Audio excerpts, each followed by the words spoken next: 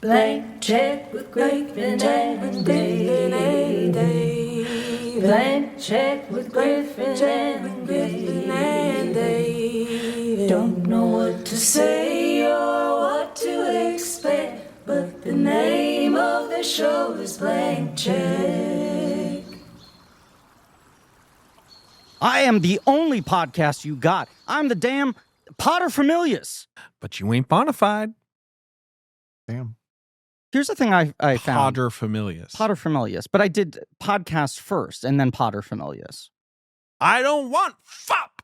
God damn it. I'm a podcast stand, man. I don't know. Here's a thought I had while watching this movie last night. I don't want fop. God damn it. The way he says fop is the best line reading of 1 million years of human history. This movie has... I won't back down from this take. So many incredible lines of dialogue. Yeah.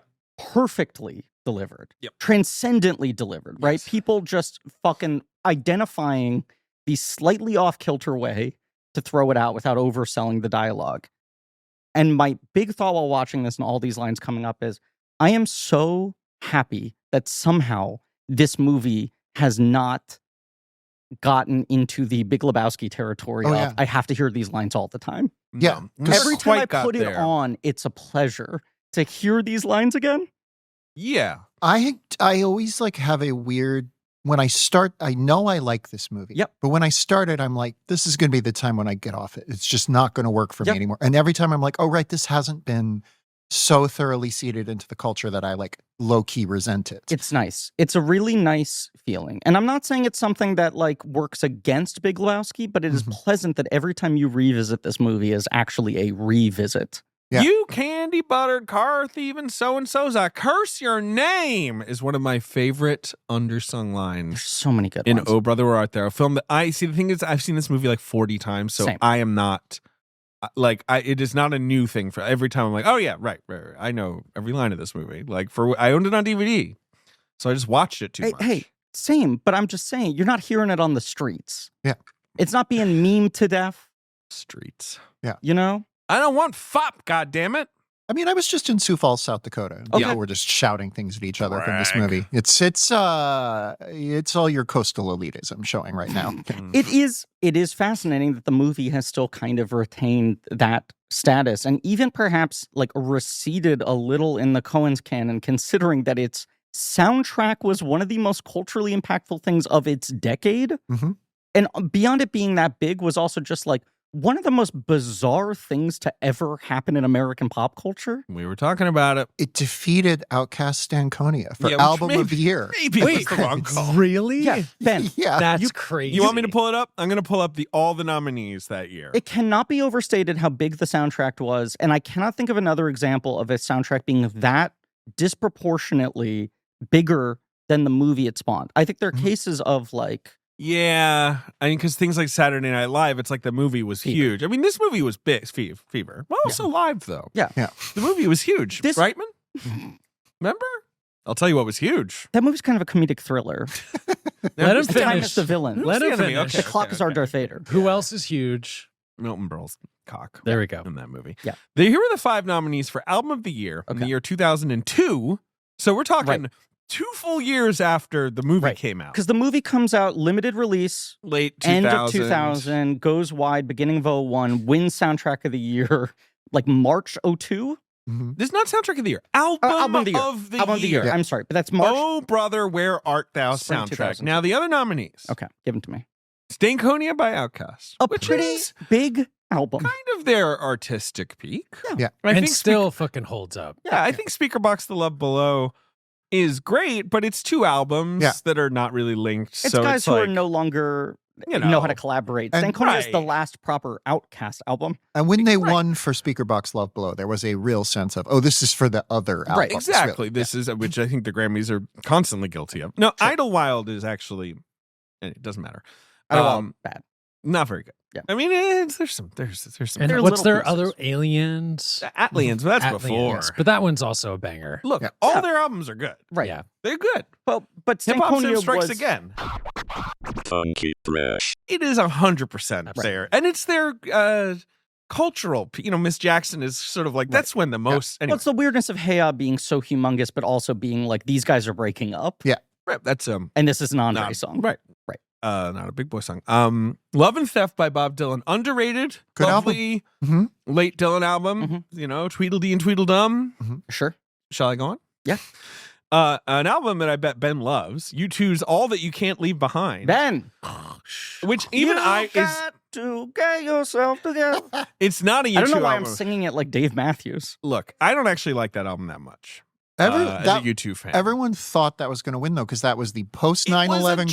gigantic Does that hit. make Yeah. Perfect Day in Elevation? Beautiful day. It Beautiful has- Day. I'm sorry. Beautiful Yes. Day, Elevation. And it has the one that everyone Stuck listened in a to Moment. after 9/11. Yeah. Second Like, Moment Can't Get Out of, Walk On. Those yeah. first four Does it have the tracks were Gangs all- of New York song?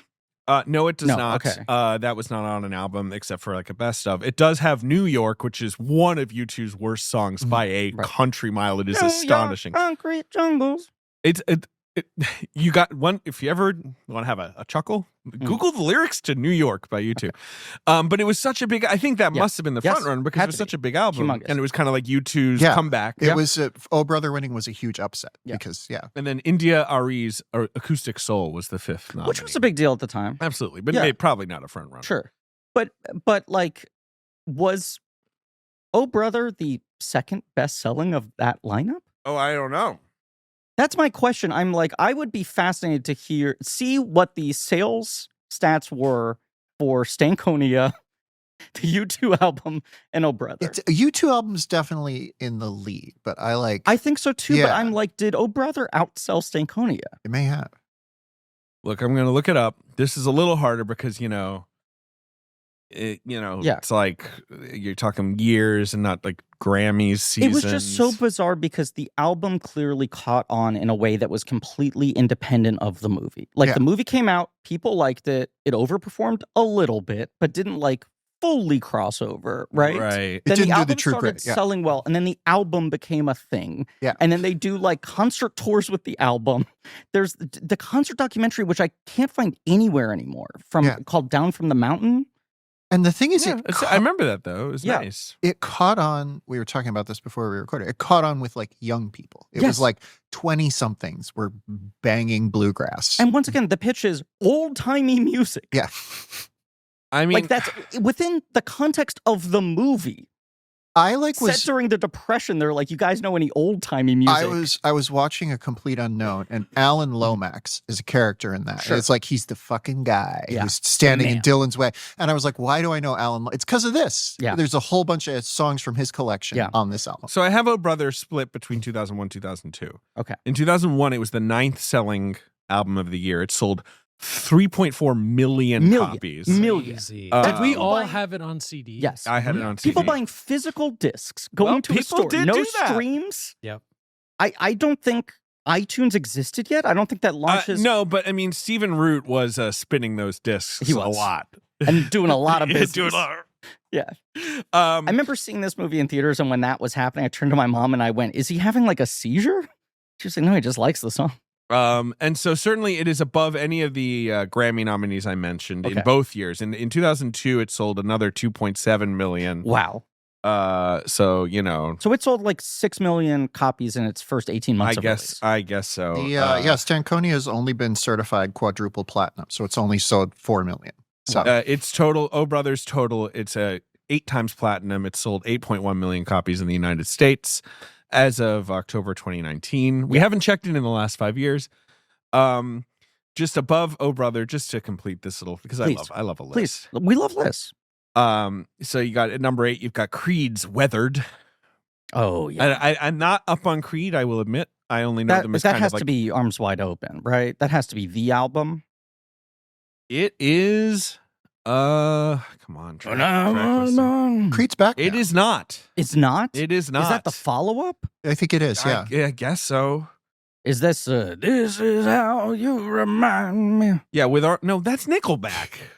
Yeah. Okay. Yeah. Oh, Dummy. you must be so embarrassed right now. Right. So is it if I go crazy, then will you still call me Superman? I don't even know what that is. That's Three Doors Yeah, Down. that's 3 doors The down. thing is, a lot of this music, not to pull this card, did not make it to Britain in the same way. Creed Mm. absolutely didn't. Yeah. Christian rock was not a thing in Britain. But Old Timey Creed's not Americana album does make it to the UK. maybe a little bit. I think this was pretty niche in Britain. Okay. This whole thing was pretty. But anyway, above Creed, we've got Destiny's Child Survivor. Okay. That's a great album. Quite a Alicia good Keys' songs in A minor, her first album. Quite a major Very album. good. Yeah. Stains Break the Cycle, which is reprehensibly bad. So bad. What's the single off that? Oh, you know how you remind me. I know. Fuck, what is it? It's been a while. That was yeah. been a while. Yeah. I just remember that Scott Ackerman, his podcast, they do that joke anytime someone says, do you know what I'm talking about, Emily? And then so they, as a joke, they're like, let's actually listen to the whole album. Yeah. Right? And they go track by track, and it's so tough to bad. listen to. That fucking new metal stuff. Fourth, Enya, A Day Without Rain. Now, this is later Enya. But I was going to say, it's sort of Lord of the Rings. That's the thing. I think she got a fellowship And bump. It's another post 9/11 thing. Yep. Yeah. Great call, Emily. I guess Great even though call. it's released pre 9/11, I think the bump comes post. Yeah. Because we're all looking for solace. Yeah. And then the top three are, of course, the best three albums of 2001. Number 3, NSYNC's Celebrity, which is fine. Number 2, Shaggy's Hot Shot, Hey.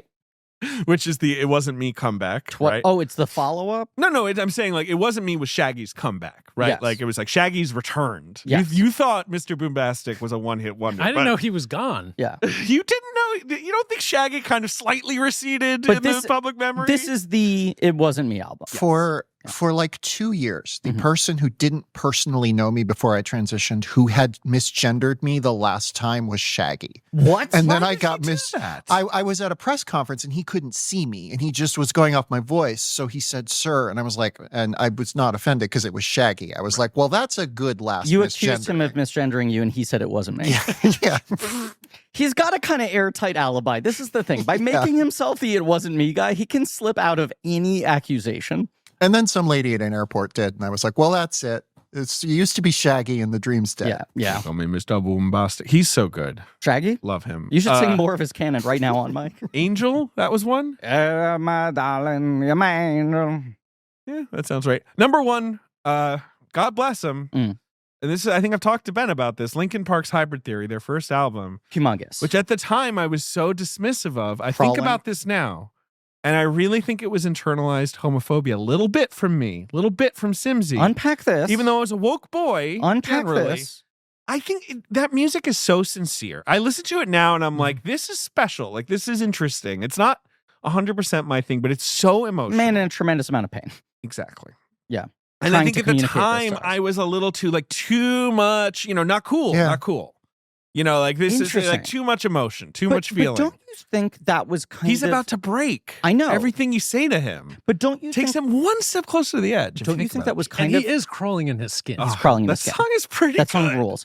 Don't you think that was kind of the magic that blew up the record charts? 100%, but Is that that was there all... was this combination of externally this guy's really tough and hardcore and his voice is so extreme and the songs are aggressive, and then there's such a sensitivity in the center of them that clash kind of was able to reach across the aisle. There's so many albums in that top 10 that are boys being sincere Yep. over This was a electric whole guitars. movement. Mhm. Yeah. that emerged right as I'm a teenager, 15 years old, and I'm a little too cool. Even though I wasn't the coolest kid in school, Funky Fresh. but I considered And myself too cool so much for of it, essentially emo music. and so much of it, like Creed, seems like it's sung by a church praise band. And Right. you're like, it's actually just kind of Christian adjacent. And then it also feels like this is on the brink of splintering off into screamo, Mhm. which is then not even pretending to be hardcore, is just emotions first and foremost. There's a bifurcation that I think happens. Well, But somebody a lot was- of that is after- underground music. Yes. And I think a lot of people, that was the thing that they hated about Linkin Park. Right. Is that they were this homogenized, Right. Really. They're just bringing it mainstream, right? But that always happens. And then the underground Smooth stuff becomes edged. overground very quickly. Yeah. It's we talk about how Spider-Man 2, the whole fucking album is screamo shit. Sure. And you're you can't get more mainstream than this.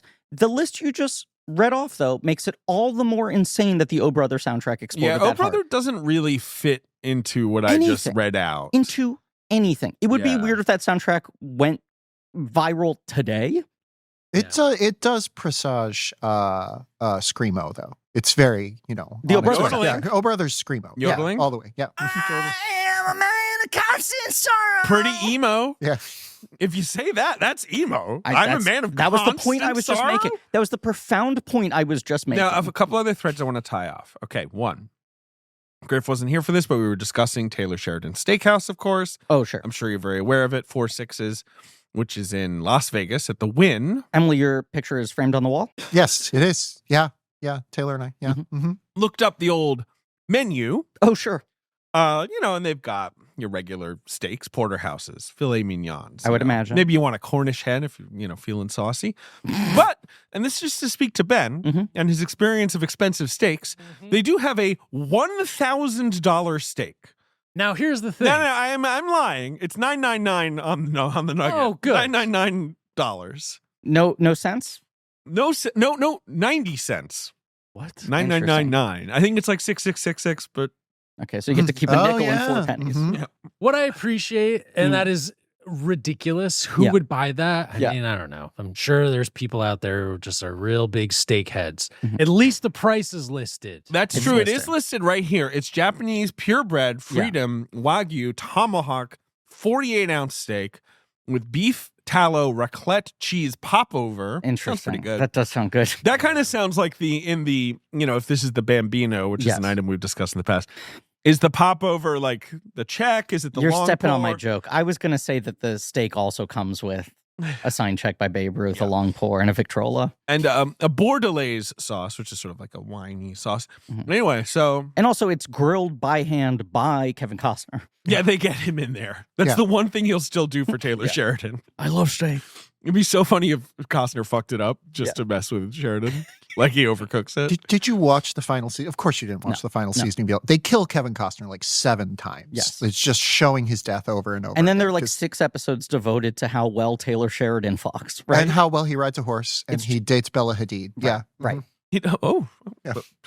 You could tell me anything happened on Yellowstone, and I'd Do be you like, know all this? right. That there's a character played by him who decides to buy the ranch after Costner Something like that. dies. Mhm. And every character is like, God, he's so much better than Kevin Costner. Oh, like played by Taylor Sheridan. Played by Right. Taylor Who's Sheridan. an actor. And Bella folks. Hadid is his girlfriend and constantly talks about how good he is in bed. Makes There's, like, allusions to. 5-minute sequences of him doing trick riding on a horse. I've And you're like, seen these supercuts. But there's right, he's trick riding on a horse, and then one of the other female characters goes like, man, he rides that horse well. And Bella Hadid goes like, you don't even know. I'm sorry, I'm looking up the. Okay, other loops to close. It's the Ben's final birthday. one. It's Ben's birthday. Happy birthday, Hey, Ben. Thank you. 25 years young. Yep. Decade of dreams. Oh yeah, Griff walks in here, Emily and I, and we haven't introduced Emily, of course. That's and okay. We will haven't at introduced the some point. podcast. No. Yeah. We've talked about the music scene of 2000, 2001 a lot. But at least that's somewhat relevant. Absolutely, deeply relevant. We are discussing the film Transamerica and how the director of that film never made another movie again. Yeah, just a weird one. And then so you, of course, immediately summoned the specter of Mr. Corky Romano. Rewatched Also- Corky Romano just this last weekend. Looked up the man who directed it, Rob Pritt, who had 0 credits on IMDb previous to this film in any position, and then since then has only made 2 short films in 2012. And I So- said, and you're like, who is who- this where guy? did he Where come did he from? come from? And so I Googled him and I found a little interview with him. Mhm. Mostly works in advertising, which I guess is not too surprising. Yeah. And they're asking him questions like, oh, what was your first advertising project? Yada, yada, yada. Do you guys want some cookies? Yes. That line reading kills. If you were to change professions, what would you choose to do? Here's Rob Pritt's answer, Griffin. Okay. Competition barbecue smoker. Oh, it's I on cook Pritt. a killer 15-hour slow smoked pork shoulder that I think would do well in a cook-off. It is on Pritt. So if you ever want to roll up your sleeves with the Prittster, Yeah. enter the Pritt, not the Pit. Nope, the Hit Pritt show on Master. He's HBO. the Pritt Master. If you want to try his pork shoulder, you should head on over to Taylor Sheridan Steakhouse in Las Vegas. What if Pritt's working there? Yeah, he's behind the smoker. Yeah. And I heard this that he tried to get a job on the Pit, and they were like, "Your name's Pritt. It's too Yeah. confusing." It's too confusing. Yep.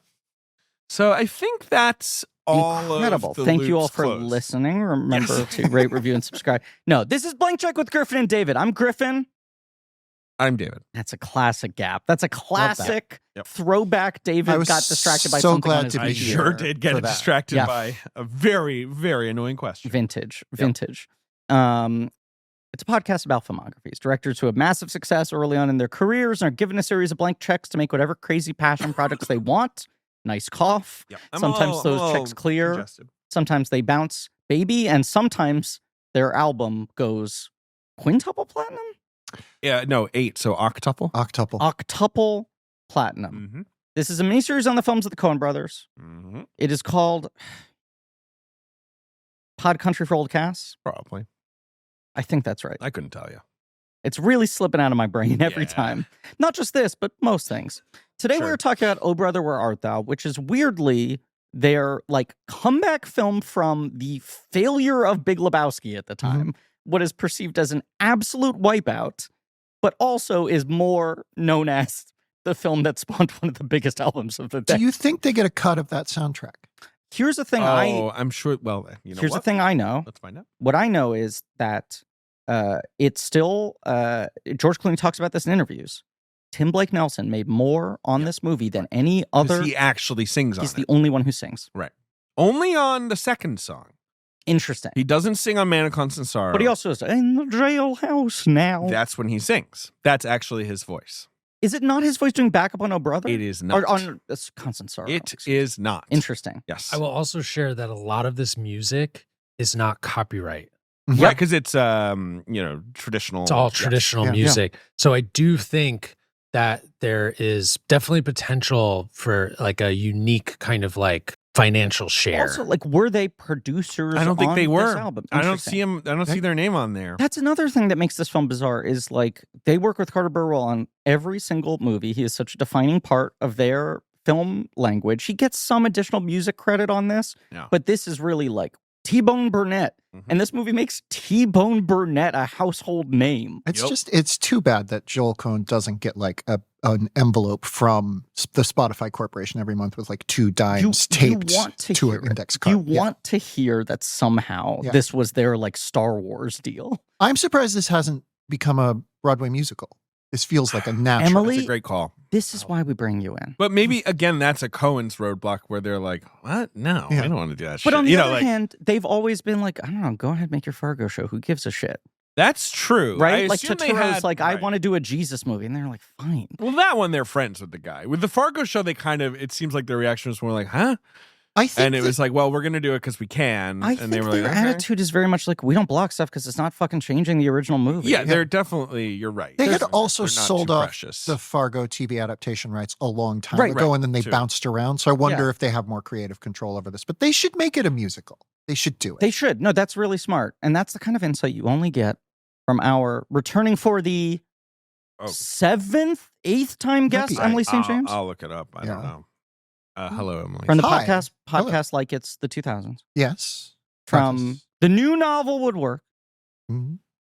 writer on Yellow Jackets, Mm-hmm. Emily St. James. Hello. Munich, Boom. Alice, Boom.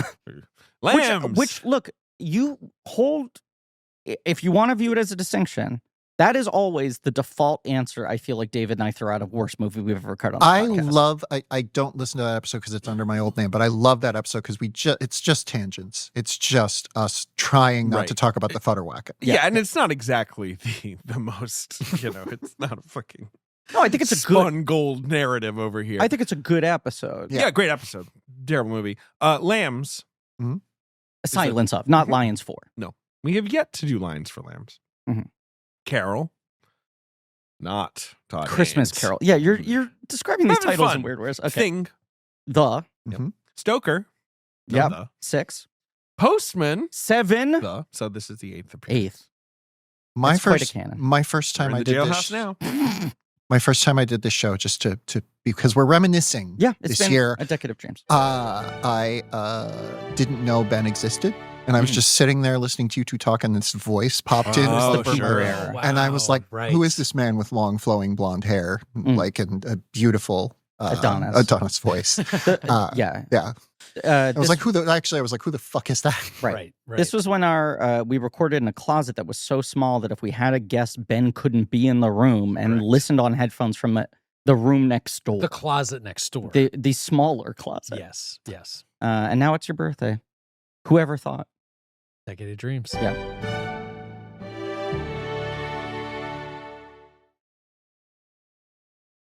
Oh, Brother, Where Art Thou?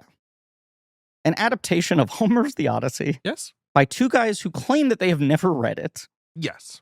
I appreciate this. I do 'cause too. I do this a lot. I adapt things and don't read them. Yeah. I'm just like, I know this from cultural osmosis. Like I'm working on a book right now that is ostensibly a riff on Little Women. And I'm Cool. like, I didn't revisit Little Women. I Yeah. have half memories of it. And I'm like surprised how much of it like got in there. You know? I think their point was like, we have seen so many adaptations and riffs on this that we Yeah. understand what the basic beats are. The actual text doesn't matter as much to us as the idea of, right, the beats, the structure. Yeah. But yeah, it's a loose adaptation. yes, everything about this movie is odd. Mhm. It's odd that Big Lebowski was seen as such a failure, that this needs to like dig them out of the hole, Mm-hmm. that it does that, but is much more of like a commercial play than like respected by awards bodies, or I even feel like critics were a little like, yeah, it's cute. I think critics were somewhat dismissive, Yeah. you know, to the extent of a Coen's movie where they, you know, they gave it a look. Yeah. But this was pretty quickly minor Coen's, and then the cultural footprint arrived a little later, Yes. in a way. Did get an Oscar nom for Screenplay. screenplay, for adapted screenplay. Did it get cinematography? Yeah. That was a tough year for adapted. So they Yeah. they were filling that category. I did get, yeah. I remember Ebert was very dismissive of it. Ebert was down on this movie. Yeah. You know, he's probably just grumpy. I don't know. Now, David, you and I There think were no hot chicks in it. That's definitely Ebert's hot chicks era. God bless him. I Sure. love Roger Ebert, but Right. once the 2000s start, if there's like a hot chick in a movie, he's like, really was into Angel Eyes. And I'm like, oh, were you, Yeah. Roger? yeah, the Lopez run is incredible. It's like there's something about this movie. Something about Lopez as a star that really is, I'm really, really interested by her Few as an stars actress. play this well with the camera behind them. I think he put The Cell in his top 10 movies of absolutely 2000 did. and was like, this movie just has an interesting look. And I'm like, it does. It but does. also, The thing is, right, he was Looking down. sometimes ahead. You know, like The Yeah. Cell is good, and Yeah. it was dismissed, and it probably shouldn't have been. Right. But I wonder what Roger's real. That's why he liked the Garfield movies so much. Oh, yeah? Because the man was crazy for pussy. So, Oh Brother, Where Art Thou? Was dismissed at the time. David, we established on a previous episode, you and I, Somewhat dismissed, I think. You know. yeah, it was sort of like, okay, Medium. It's not okay. like a Hudsucker where No. people are actively a little No, hostile. and once again, it was like it was an on-base hit. It was a hit. Oh, it made Yeah. money, yeah. You and I both think this is the first one we saw. Yeah, in theaters, yeah. I think without a question. I hadn't seen any of them. I don't think I would have seen My any of them. question is right. Had I Right. seen one of the earlier ones on video or something? this is absolutely the first one I saw in theaters. Yeah. I think I saw Fargo on video though. I owned both Fargo and this on DVD Okay. in the early days of DVD, and Yeah. I watched them a lot. And this was a good DVD. It had was. a lot of stuff Yes. because of the technical stuff. Which is also funny because the Blu-ray sucked. Oh, does it? It's a bad transfer. They've clearly like never updated it, and it They've feels got like a it lot has less features. A lot of bad discs. Yeah. Like there's the handful of Criterions where like Yes. they've done a good job, but it's Yeah. like as I was embarking on the okay, what discs should I buy? I'm not Yeah. like you where I like, you know, will buy like a Dutch DVD of I will Hey, never. I Be only Your do Woman that or if there's whatever. no other option. Well, that's not. No, Yeah. then I'm like I rented that on iTunes. I don't need to Sure. buy a disc. Yeah. But with the Coens, a lot of the discs felt a little uninspiring. Yeah, I'd Yeah. agree with that. I think Yeah. a lot of that is a bunch of their films ended up at MGM, who for a long time really brought up the rear Hmm. on physical media releases in the high def era. But this one just looks like it's the DVD transfer put on a Blu-ray. I think it was a pretty early Blu-ray release. I feel like it doesn't carry over all the special features. It's a kind of like blocky and artifacty, which is interesting for a movie that was so pioneering. Yep. In its sort of like digital control of the image. Yeah. That has not been preserved well. Yeah, I watched it on Amazon Prime Video. Yeah. And it was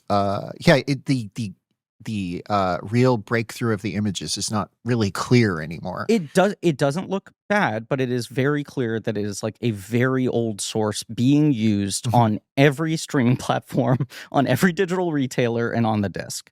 It is like very overdue for like a Criterion set with the fucking concert film on it and all this other shit. Do they not want to do this stuff because it's kind of like then you're in true retirement mode? Like, are they resistant to like, okay, let's dig through the back catalog? I mean, or do they not want to talk to each other right now? I think like a lot of filmmakers of their era, weirdly, they kind of don't give a shit unless it's Criterion.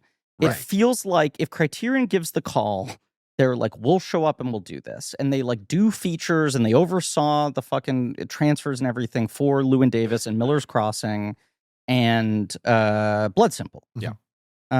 Fargo Shout Factory has now and put out a good disc, but like the first MGM Shout Factory disc, first MGM Fargo disc is so bad they had to reissue like an apology disc 2 years later. I remember the apology disc. And then the Shout version is much better. I feel like also if I'm the Coen brothers, this is not at the top. I love this movie, but it's not at the top of my list to like. Yeah, I wonder move what up. they make of this one. But I'm also like, if I'm right. them and I'm in like semi elder statesman mode, I'm like, maybe let's get Criterion to put all of them out. Well, sure. I mean, there's rights issues, I'm sure. But like Yeah. Buster Scruggs is a movie that I watch where I'm like, oh, these are the guys who made Our Brother. Like, Yes. it's not gone. They're very linked movies, and even Yeah. down to there's so much similar language. Obviously, some of that's time period, but the use of like ifin Mhm. and the structure of the sentences, and obviously Tim Blake Nelson. This is a Coen's mode. This is my favorite movie by them in a mode I don't always like, which I call effortful pastiche. Yes. Sure. Like you are Hudsucker, completely I just correct. can't get on board with. I'm Yeah. so That sorry. is But- certainly it's- the it is my- Titanic example of Yes. that Yeah. genre. It is my favorite Subgenre. film, and yet as we like are looking forward to the idea of ranking their filmography at the end of the series, I'm like, I don't know if I can put that in the top 10. I love Wow. Maybe because they I have would so put it many in the top. masterpieces. They have a lot of but who knows? Lady Killers is that, Yeah. which is bad. Yeah. I think you know. Lady Killers is good. Oh, but not like great. it's one of their weakest. It is their weakest, period. What else is an effortful I do pastiche? like. I Does like. Intolerable Cruelty count? I think Intolerable Cruelties, and I like Buster Scruggs, but I think it's also kind of in that vein. Parts of it, sure, yeah. sure are. Intolerable Cruelty is so fascinating to me because it's effortful pastiche, but set in present day, which is, I think, why everyone bumped on it so hard at the Yeah. time. Great movie. That it was like, this is them failing to make a modern studio rom-com. Mhm. And then I didn't get it until I cracked into like, oh, they are doing Sturgis. It just happens to be 2004. Yeah. But this is so structurally, culturally a movie from 2003. Is that far?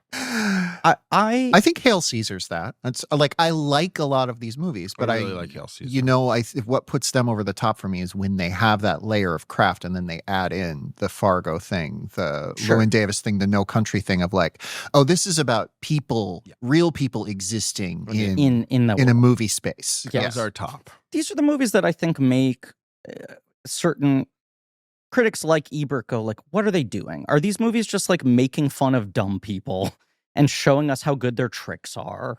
And they're just sort of Hoberman is obsessed with language. number one Hoberman, on that that. was his whole thing of just like, right, this is them like playing with toys Mhm. and not engaging seriously. But my experience seeing this movie in theaters was just like, holy shit, why is everyone not acting like this is the greatest film ever made? Because I had just never seen their filmmaking style before. You're getting a shot of Cohen's, Totally. and you've been like a starving child in the wilderness, and Yes. someone's giving you like, you know, a bottle of Gatorade. I was in rewatching and you're like, this. ah! I do think this was like a foundational building block, what I like in filmmaking movie for me, in Sure. the way I've talked about like Unbreakable being one of those and Rushmore being one of those. All fucking Touchstone releases. Like just Yeah. weird to think Yeah. that Disney had This an is like offshoot. a Touchstone Universal co-production Universal or got something. overseas, I think. Touchstone released it domestically. Yeah, So but the you- production companies are Touchstone and Universal. So like I think Universal had more. because Universal had the working title first look. right. I love the Touchstone fanfare. Touchstone? It's your favorite. Rules. You always shout it out. Like you know, you don't even know that you're doing like you love that. It's The good. lightning It just there's something about it that feels almost comforting. Yeah. But Touchstone's great. it is crazy to think that like Disney bought Miramax. Miramax was their specialty art house division, and yet Touchstone was releasing movies like Oh Brother and Rushmore that were like, we're letting interesting directors make quote unquote studio comedies. And they're like, these are a little weird, but we're putting them in 2,000 theaters. Well, I can tell you about that if I open the dossier. But is there anything else we need to discuss before Just I that do I had that feeling of like, this is the most impeccably made movie I have perhaps ever seen. Wow. I'm astounded by the craft and the performance and the language. And I was surrounded by grown-ups who were just sort of like, yeah, it's cute. And I was like, am I losing my fucking mind? How is this not winning Best Picture? And then I went back, started watching their earlier films, and saw every movie they made after this in theaters. And I get it now, where when I watch this, I'm like, I understand how this could be dismissed. But it is kind of a perfect movie. Mhm. Yeah. It's kind of I think it runs out of Not that's too strong, but like I think it sags slightly in the middle. I don't love. I feel so sorry to say this to this man. He's a nice man. Michael Badaluccio's performance enough. I like it a lot. I like it. It's fine. But on rewatch, I was watching it. I was like, this is fine. It's maybe the Which- weakest section. It is. The Babyface? Babyface. Well, the actually, bank robber. excuse me, not Babyface. No. His name is I don't remember. George Nelson. Nelson. Yeah. It is a picaresque, and like Yes. many picaresques, Yeah. it There's has some segments. Yeah, it has a gear that it gets in and never quite leaves, Right. which is fun. Like they pick the exact right length for all of these episodes. You're going to But you're be like- out yeah. of an episode quickly enough that if it's boring, you're kind of like, okay, well. It is the fascinating thing for me every time I rewatch it is I remember segments being longer than they are. And I'm such a slut for thought- picaresque. You was a toad. Do not Seek the treasure. I think casting Totoro as like a southern, yokel Yes. is one of their boldest gambits. These three Like faces on the Clooney- poster. I mean, the faces are so good, and that's Right. why they casted it. But like Totoro, it's like this is probably one of the first Totoro movies I see. yeah, Right, absolutely. and then like every later, I'm like, he's always playing like a racist pizza guy I for can't- either Spike Lee or Joe. I can't believe I'm turning this into a thread in this episode, but Yeah. John Turturro once seemed to have misgendered me, but he had actually misgendered Margaret Atwood. Wow. Yeah.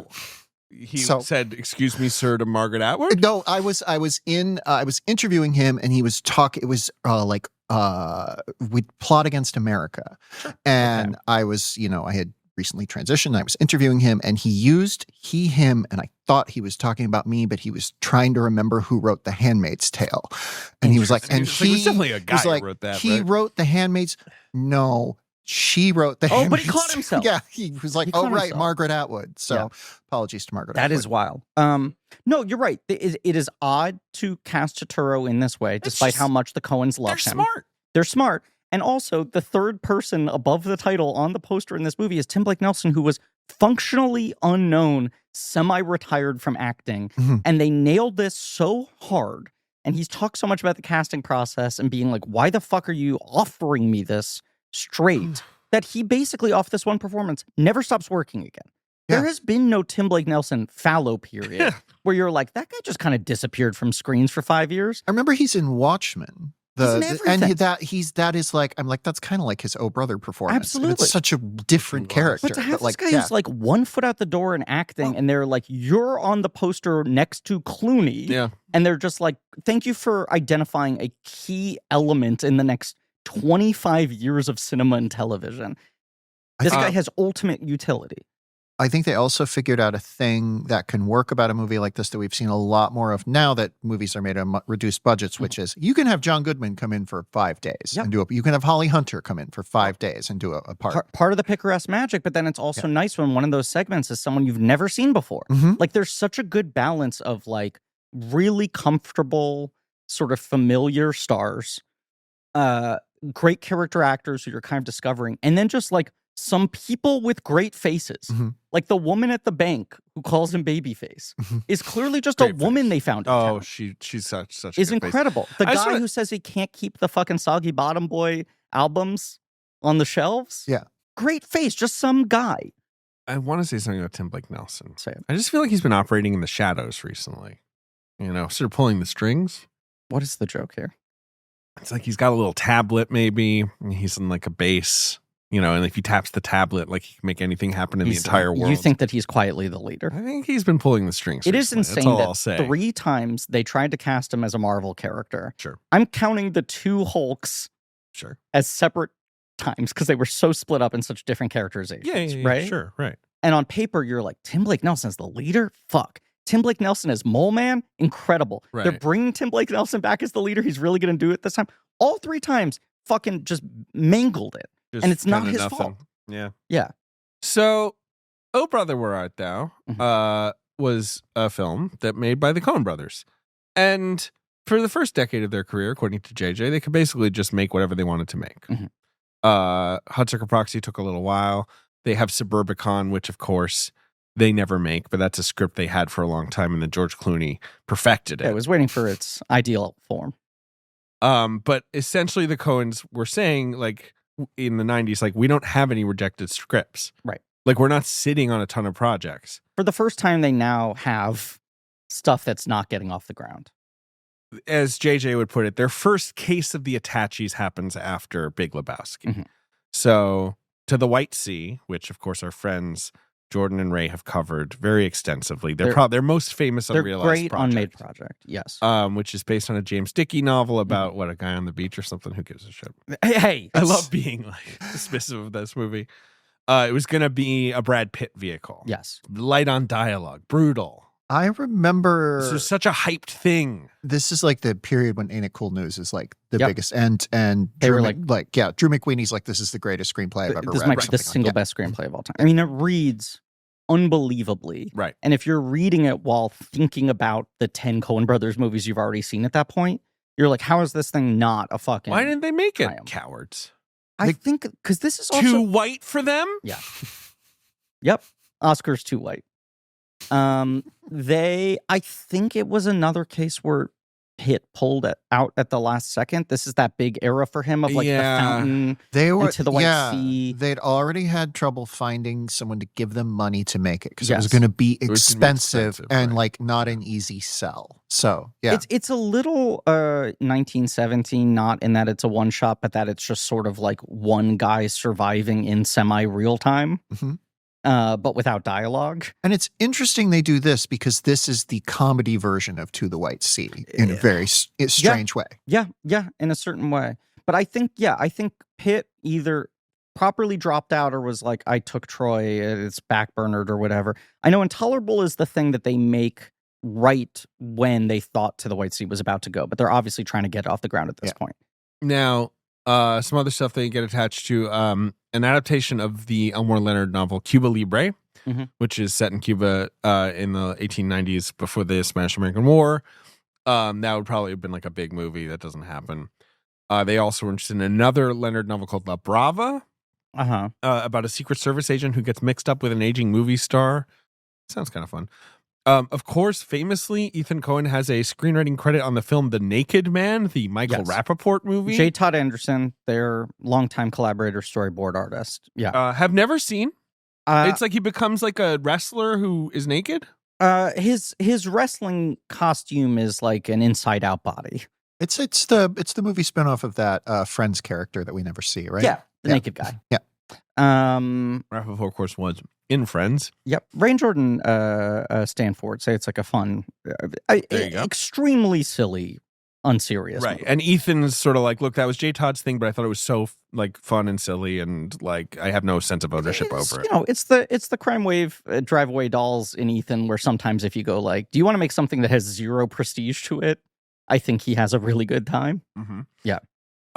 Ethan also released a short story collection called Gates of Eden, which I have read. Wow. I remember it being pretty good. Yeah. So they're doing stuff, but they start work on Oh Brother in 1997. I also just want to call out, I don't know the exact timeline of this, but this is certainly all bubbling at this time. Gambit, which they write but don't direct.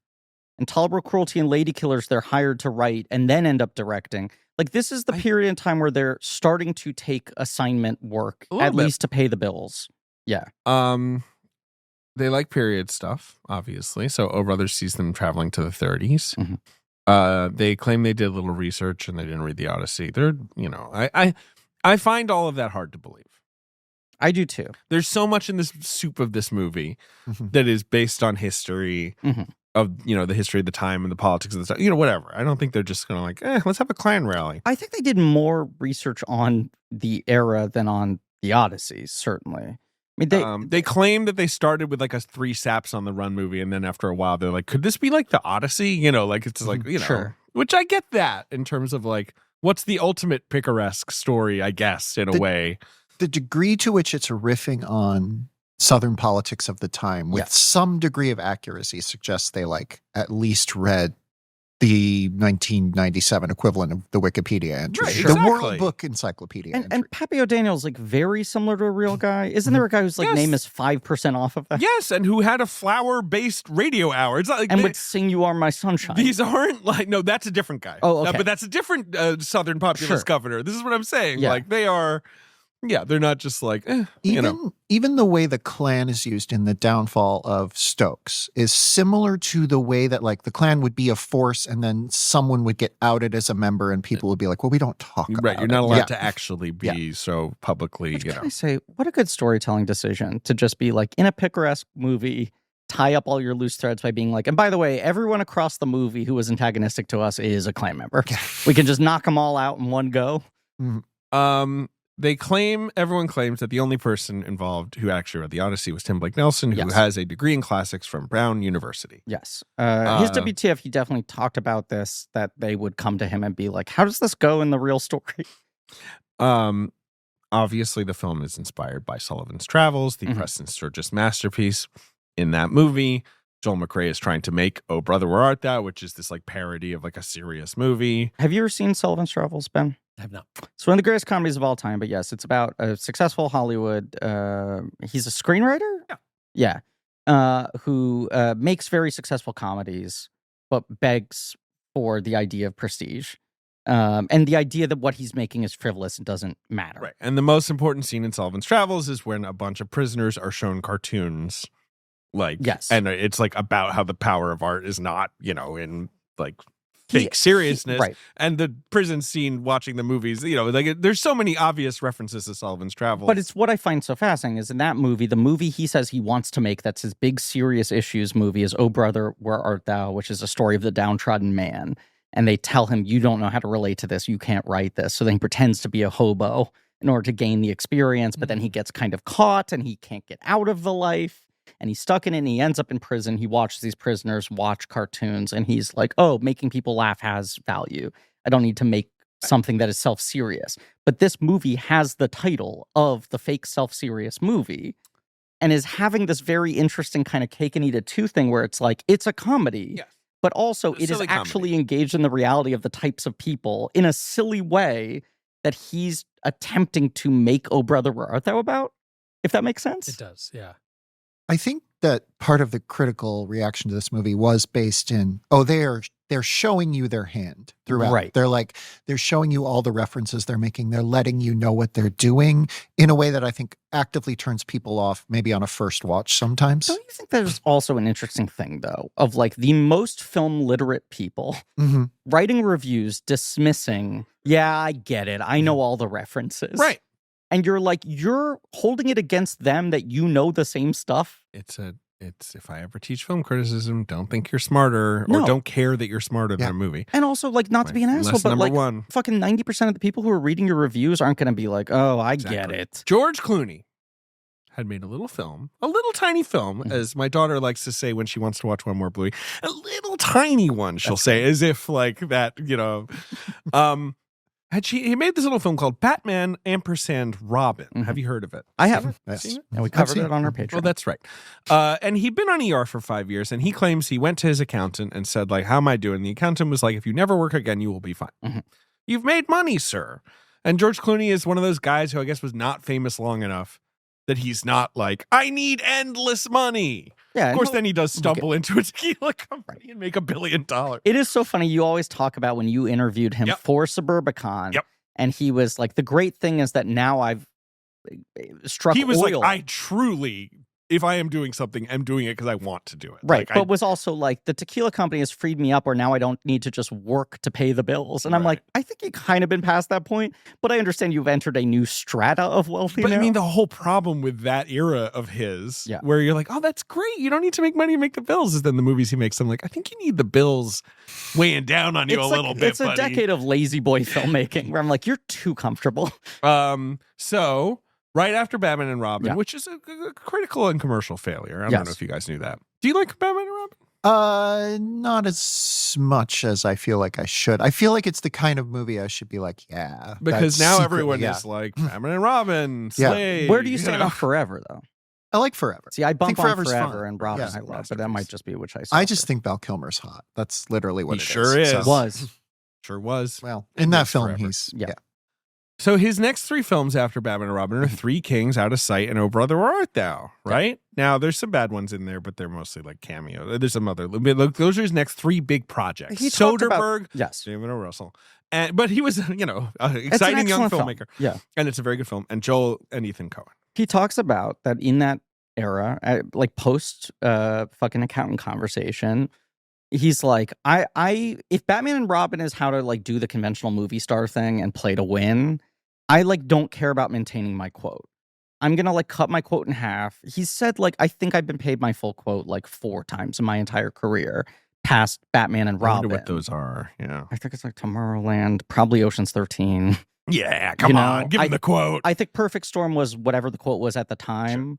But that he's like, I'd rather take less up front and bet on the movie and have like a higher stake in the back end and be able to work by not saddling a movie with a 10, 15 million, $20 million salary on top of it, keeping the movie's costs lower so that the return on investment is higher and the film can be stranger. When he leaves ER, which is around this time too, it feels like it's the one time that's a big star leaves a TV show and there's not like a lot of rancor. Everyone was just like, oh yeah, he's going to It's time for him to look up. And like, he came back in the final season. Oh, like he he's sure did. Well, more importantly, he comes back in season 6, in my opinion, the greatest cameo in a TV show ever. Because nobody knew that was happening. That when Margulies leaves the show, spoiler alert for ER. Right. He comes in, she's delivering. She just leaves. She's like, I'm out of here. She's pregnant with his child, but you're like, they're not getting Clooney back. He's fucking, oh brother, where art thou now?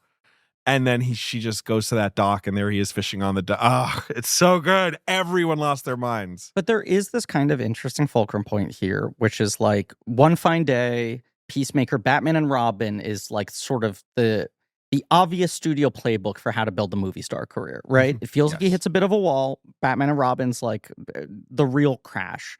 And then he resets, and Out of Sight fucking rules and is beloved and was the coolest movie, and everyone's like, Clooney's done it, he's convinced us he's a movie star, but that movie doesn't do well.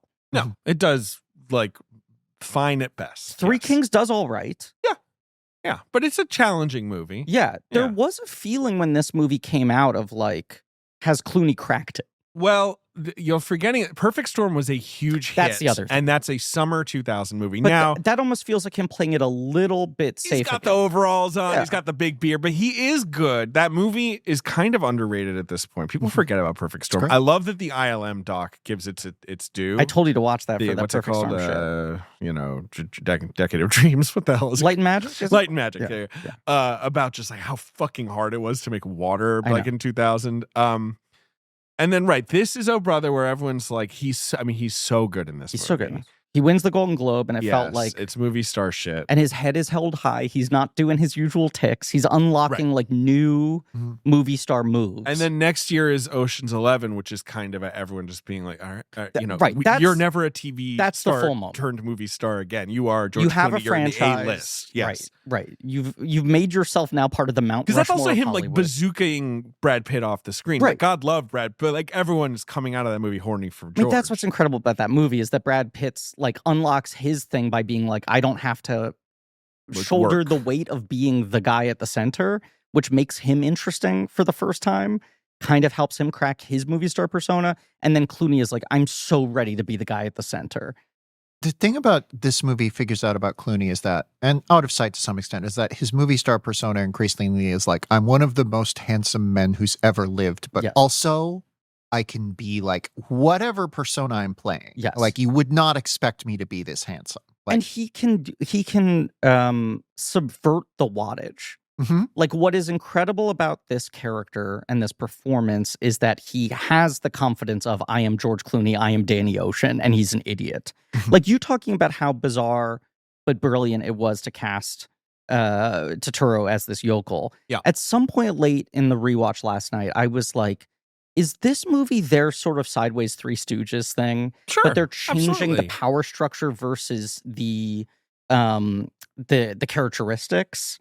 Because like, the Three Stooges is like the intellectual, the angry emasculated leader, and the idiot, right? And this is like Clooney is kind of the curly, but has taken on the leadership role. Totoro is the Mo and is even angrier because he's not leading. But he's the almost group. styled like Mo, and yeah, Right. for sure. And like Totoro is so funny in this because anytime they cut to him, you're just like, he's so mad. He looks so furious all the time. And then like Tim Blake Nelson is a weird version of a Curly where he just looks agog. But Clooney nails so hard playing this sort of confusion of he can't quite get his head around what's going on, but he's so committed to his idea of I got the brains, I'm leading this operation, that he has to adjust on the fly really fast, which is always fun to watch him figure out. It's also so hard to play just smart enough to think you're smarter than you are and like actually be a little bit blank. He's not stupid. He's kind of stupid. And the Coens used to talk about their idiot trilogy with this Intolerable Cruelty and I guess Burn After Reading, although Hail Caesar was always their promised third entry. Yeah. But he's not totally stupid. He's got the gift of the gab. Uh-huh. But anytime he uses the gift of the gab, I feel like everyone's just kind of waiting for him to stop talking. Like, you never really see him charm that many people into what he wants. Well, I still love that the character is overwritten, that he keeps using these $100 words in a way where people actually don't understand what he's saying. His speech is so circular and like flowery and bizarre that it's combined with the speed at which he's delivering it. He's not actually successfully connecting and communicating things to other people. Yeah, he's trying to like reconnect with his ex-wife and just like unable to be sincere for a second. He's just like trying to like establish his claim in a weird way, but like also in a charming way. It's fascinating. You can just see why he shows up on set and they just fucking fall in love with this guy and are like, we can write for him forever. This is our favorite type of character and no one is better at playing this than him. Maher. Every time he wakes up in the movie. Yeah. Maher. It's so funny. Can I say about his hotness? Yeah. And how it stands out in a period piece? It made me have this thought of, normally you see like an old daguerreotype, those fuckers are busted. Yeah, and they've been, for a daguerre, you have to sit there for an hour or whatever. It's probably hot. They just got out of the mines, But it made me think like there were smoke shows walking around in those days. In a weird way, I almost think this is the hottest Clooney's ever been in a movie. He looks so it's good. This era. It's the out of sight Three Kings. He's brother. peak prettiness, just actually in the biology of his life. Yes. But he's also just so charming in this while also being kind of unsavory. Yeah. It's a really well calibrated performance. As he said, he basically was just like, yes, like he didn't even read the script. He was just like, I know what you guys do and I want to do it. He was born in Kentucky, as he will bring up a lot if you interview him. Lived in Ohio for some of his life, but he did go go back to Kentucky and went to Northern Kentucky University. He gave the script to his Uncle Jack. It's the best story. It's such a great story, who I guess is more of a dyed-in-the-wool Kentuckian. Right. He was like, I want to get the dialect right. Can I want to send you the script and can you use a tape recorder and do all my dialogue so I can study your dialect? Because the Coens are like, look, the character's kind of a hick. We want you to have like a thick accent. Yeah.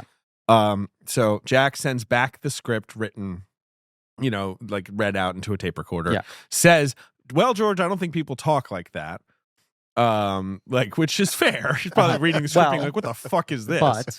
But and he threw the script away and was just using the tape recorder. And the Coens are like, why don't you say hell and damn when you're doing your lines? And he realized that his Baptist Uncle Jack had excluded the hells and damns when dictating the script into the tape recorder. Yes. He rewrote the Coen brothers. That's Clooney's favorite thing to say, but also that's what he meant by, I don't think us people talk like that. Yes. I don't think his editorialization was, we wouldn't take the Lord's name in vain. There would be no oaths. Right. Tim Blake Nelson, I mean, he's definitely a guy, but I don't think he's ever been in like a big thing, like had a big role. He popped up in little things. I mean, he was in fucking This Is My Life as his first screen credit. He had done some comedy. He was on that fucking Fox sketch show with Jennifer Aniston and Julie Brown. Was that called The Edge? I think so, yeah. Sounds good. It was like a Mad TV, In Living Color also ran thing. I think you're talking about The Unnaturals. Is that what it's called? No, it's not. That's the ABC one. Yeah. Okay. That was the Jeremy Renner show. Yeah. That's I'm just not seeing a Noah lot of- Hawley of Fargo. No, not that. That was way no. I'm gonna find this. Yeah, please. But he he was a fucking this is looking like it was the Unnatural. You're Siobhan Fallon. Paul Feig. Feig. Yeah. Okay, but then I think Jennifer Aniston shows The Edge, and I was confusing them. Oh, he was also on. Well, he's only on one episode of House of Buggin', which was Leguizamo's answer to In Living Color. But yeah, he's popping up and stuff. He's got a larger role in Heavyweights, but he was a classics major who then went to Juilliard, but was also writing his own stuff. And at a certain point, I think he started to shift to like, I do character actor parts to pay the bills. What I really want to do is make my films. I'm a filmmaker first and foremost. Right, because he makes yes, the year after this. But remember, had been shot much earlier and pushed Right. back because of Columbine. I think O was in the can and supposed to come out 99 and then doesn't come out until 2 years later. He and his wife become friends with Joel and Fran through mutual friends, and they have dinners together. Right. And it's mostly like sharing notes as filmmakers. And his acting career has very much like throttled down in his own internal priority. And then as he puts it, Joel at dinner one night was like, we wrote a part for you. Would you mind reading First send him the script being like, I need your advice on this. It's based on the Odyssey. And then they're like, we want you to play Delmar. It's a Delmar. straight offer. They never audition him. Nope. It's the third lead. He starts 6 weeks after wrapping O. Yeah. And he at so first he is was like, doing- this is a mistake. You shouldn't have me do this. He was doing post-production on set. They let him. insane. Yeah. Tim Blake, no, he's great. He's so fucking funny in this movie. He's so fucking funny. But it unlocks him in a way. It is that thing where he's like, he is so thoroughly trained as an actor. His WTF episode's incredible. Sure. And you're just like, oh, it's easy to look at him. And I think they're seeing him as like the heir apparent to like fucking Snitz in the Buster Keaton movies. Or the one guy I always forget the name of who's got the great face in the fucking Preston Sturgis. Like William this. Demarest? No, the one who's sort of like owl-like and So kind of many pencil good faces in those movies. Look, what's important is he just knows how to do all this. He's like perfect at dialects and physical comedy and singing and dancing and everything. John Turturro, they told him you got to shave your head because they said when we do a movie with John, he always starts with the hair. So we figured we'd stitch him up on that one. That's fine. And then they basically show him a bunch of pictures of guys with bad teeth and are like, you're going to have bad teeth. So again, I think offer, like no auditions for these parts. He's doing a lot of jaw work too. Yes. You know who else did? No, forget it. What were you going to say? I was going to make a Jawa joke, but I couldn't really figure out a way in. I love those guys. They're great. $26 million budget, highest budget ever for them, even above Hudsucker. That's wild. And they have working titles, Studio Canal, Touchstone, and Universal all chipping in. Piece together. Yeah. So I guess that's how they get the money. It also feels like, George Clooney in an Odyssey adaptation feels sellable. There's something. In a way, yeah. Yes. Right. Like it's on paper, it's wild that they got $26 million to make this movie, but I still think all those places are like $26 million for a George Clooney movie sounds like a value, Right. even if it's a weird one. Yeah. I agree. Shot on location in Mississippi. Roger Deakins is told, like, we want it to feel like very hot, very dry, very dusty. Mm-hmm. And Deakins is like, I've shot down there. He shot Passion Fish. That's like a big, he's like, Mhm. it's going to be green. It's going to be like lush. You're shooting down there in this like verdant season. And Joel indeed reports that the Mississippi location was greener than Ireland. Mhm. And that is why the digital coloring stuff comes in, because they need to turn the movie sepia, essentially. They try to do like a chemical process and it doesn't work. And Deakins is like, hear me out. I think we can try this. This gets credited as the first like complete DI. You know what movie it just first? beat, right? Chicken Run. Yeah. The first complete movie that was digitally scanned, because I did an article on this for Vox, which everyone can read, called Colors, Where Did They Go? Hell yeah. And the first movie that's completely digitally scanned is Pleasantville. But Right. they I are think doing it only that for had visual the- effects for purposes. the black and Yeah. white stuff. So this is the first one where they tweak everything. They're just doing it to tweak the colors, and it's revolutionary in a way that has kind of ruined I would agree. filmmaking right now. But Every- it's beautiful It here. gives you so much control over every like aspect of the frame. Yes. And I think, right, it can drive people mad. Every movie is basically manipulated this much now, but Now it's manipulated in camera. You're like watching it Yes. on a monitor and seeing different color Right, styles. being like, you what do could I put want it over to look like, essentially. And at this time, like they're filming it, and Deakins is like, I think I can figure this out in post, which obviously he does. But Yeah. like, yeah, they are still filming it in a conventional color scheme that he's It then is manipulating. wild when you watch the behind the scenes footage and you're like, oh, those shirts were white. Mm-hmm. That grass was green. Like I can't imagine how weird it must have felt to be the actors in this movie and like go to the fucking premiere. As extreme as like Star Wars, where you're like, wow, suddenly this doesn't look cheap when you put in the sound effects and the special effects. Like this movie just must have looked so different than their lived experience filming it. Sure. And there was such a mood and a tone from the color palette, which is so controlled. But I do think now, beyond the ability to manipulate it at the time, Emily, I also think now people shoot a lot of stuff as like, let's just get the most simple version of the image and we can fuck with it later Right. without having the forethought of like, what are we capturing now and what are we going to change it into later? Mhm. And I think there's not the same kind of like control and continuity of like, we have a clear vision for a palette for this movie Mhm. that What- we are using as a North Star. What's funny to me is that the film is nominated for an Oscar for cinematography, like we acknowledge, Mhm. but didn't win. Mhm. Deakins, of course, doesn't end up winning an Oscar until Blade Runner 2049, right? Correct. Like it's Does great. Gladiator win? Traffic wins. No, Crouching Tiger wins, Mhm. which is a good-looking movie. Yeah. And yes, the other Traffic was not even nominated. Traffic has the insane like color scheme thing that is, in my opinion, We a were little texting heavy. about that the other day, that you watch it now and You're you're like, like, oh, we're in Blue Land. I forgot now. it's literally like Jolly Rancher Yes. lenses. And it like invented the whole like Mexico is yellow thing that is like We- still a scourge. We and, like, we rewatched that for a podcast like it's the 2000s last year, and it Yeah. invented modern prestige television. And That's so a it's really like good just call. by yeah. mistake. Like, but and in adapting prior prestige That's television, what's funny about it. Yeah. it is not my favorite Soderbergh. Me neither. Not even close. No. I really like the Cheadle plot, which Yeah. is the least heralded of the three plots. I like the Del Toro stuff. At the time, it was like my favorite movie, and when I revisited it, I was like, I don't Aaron quite know. Brockovich, like, Yeah. shoots it out of a cannon. Is Yeah. so much better. Mhm. And at the time, of course, that was not the thinking. No, Oh Brother loses. Gladiator, The Patriot, which did have a touch of the D. It had a touch of the Caleb Deschanel. Yeah.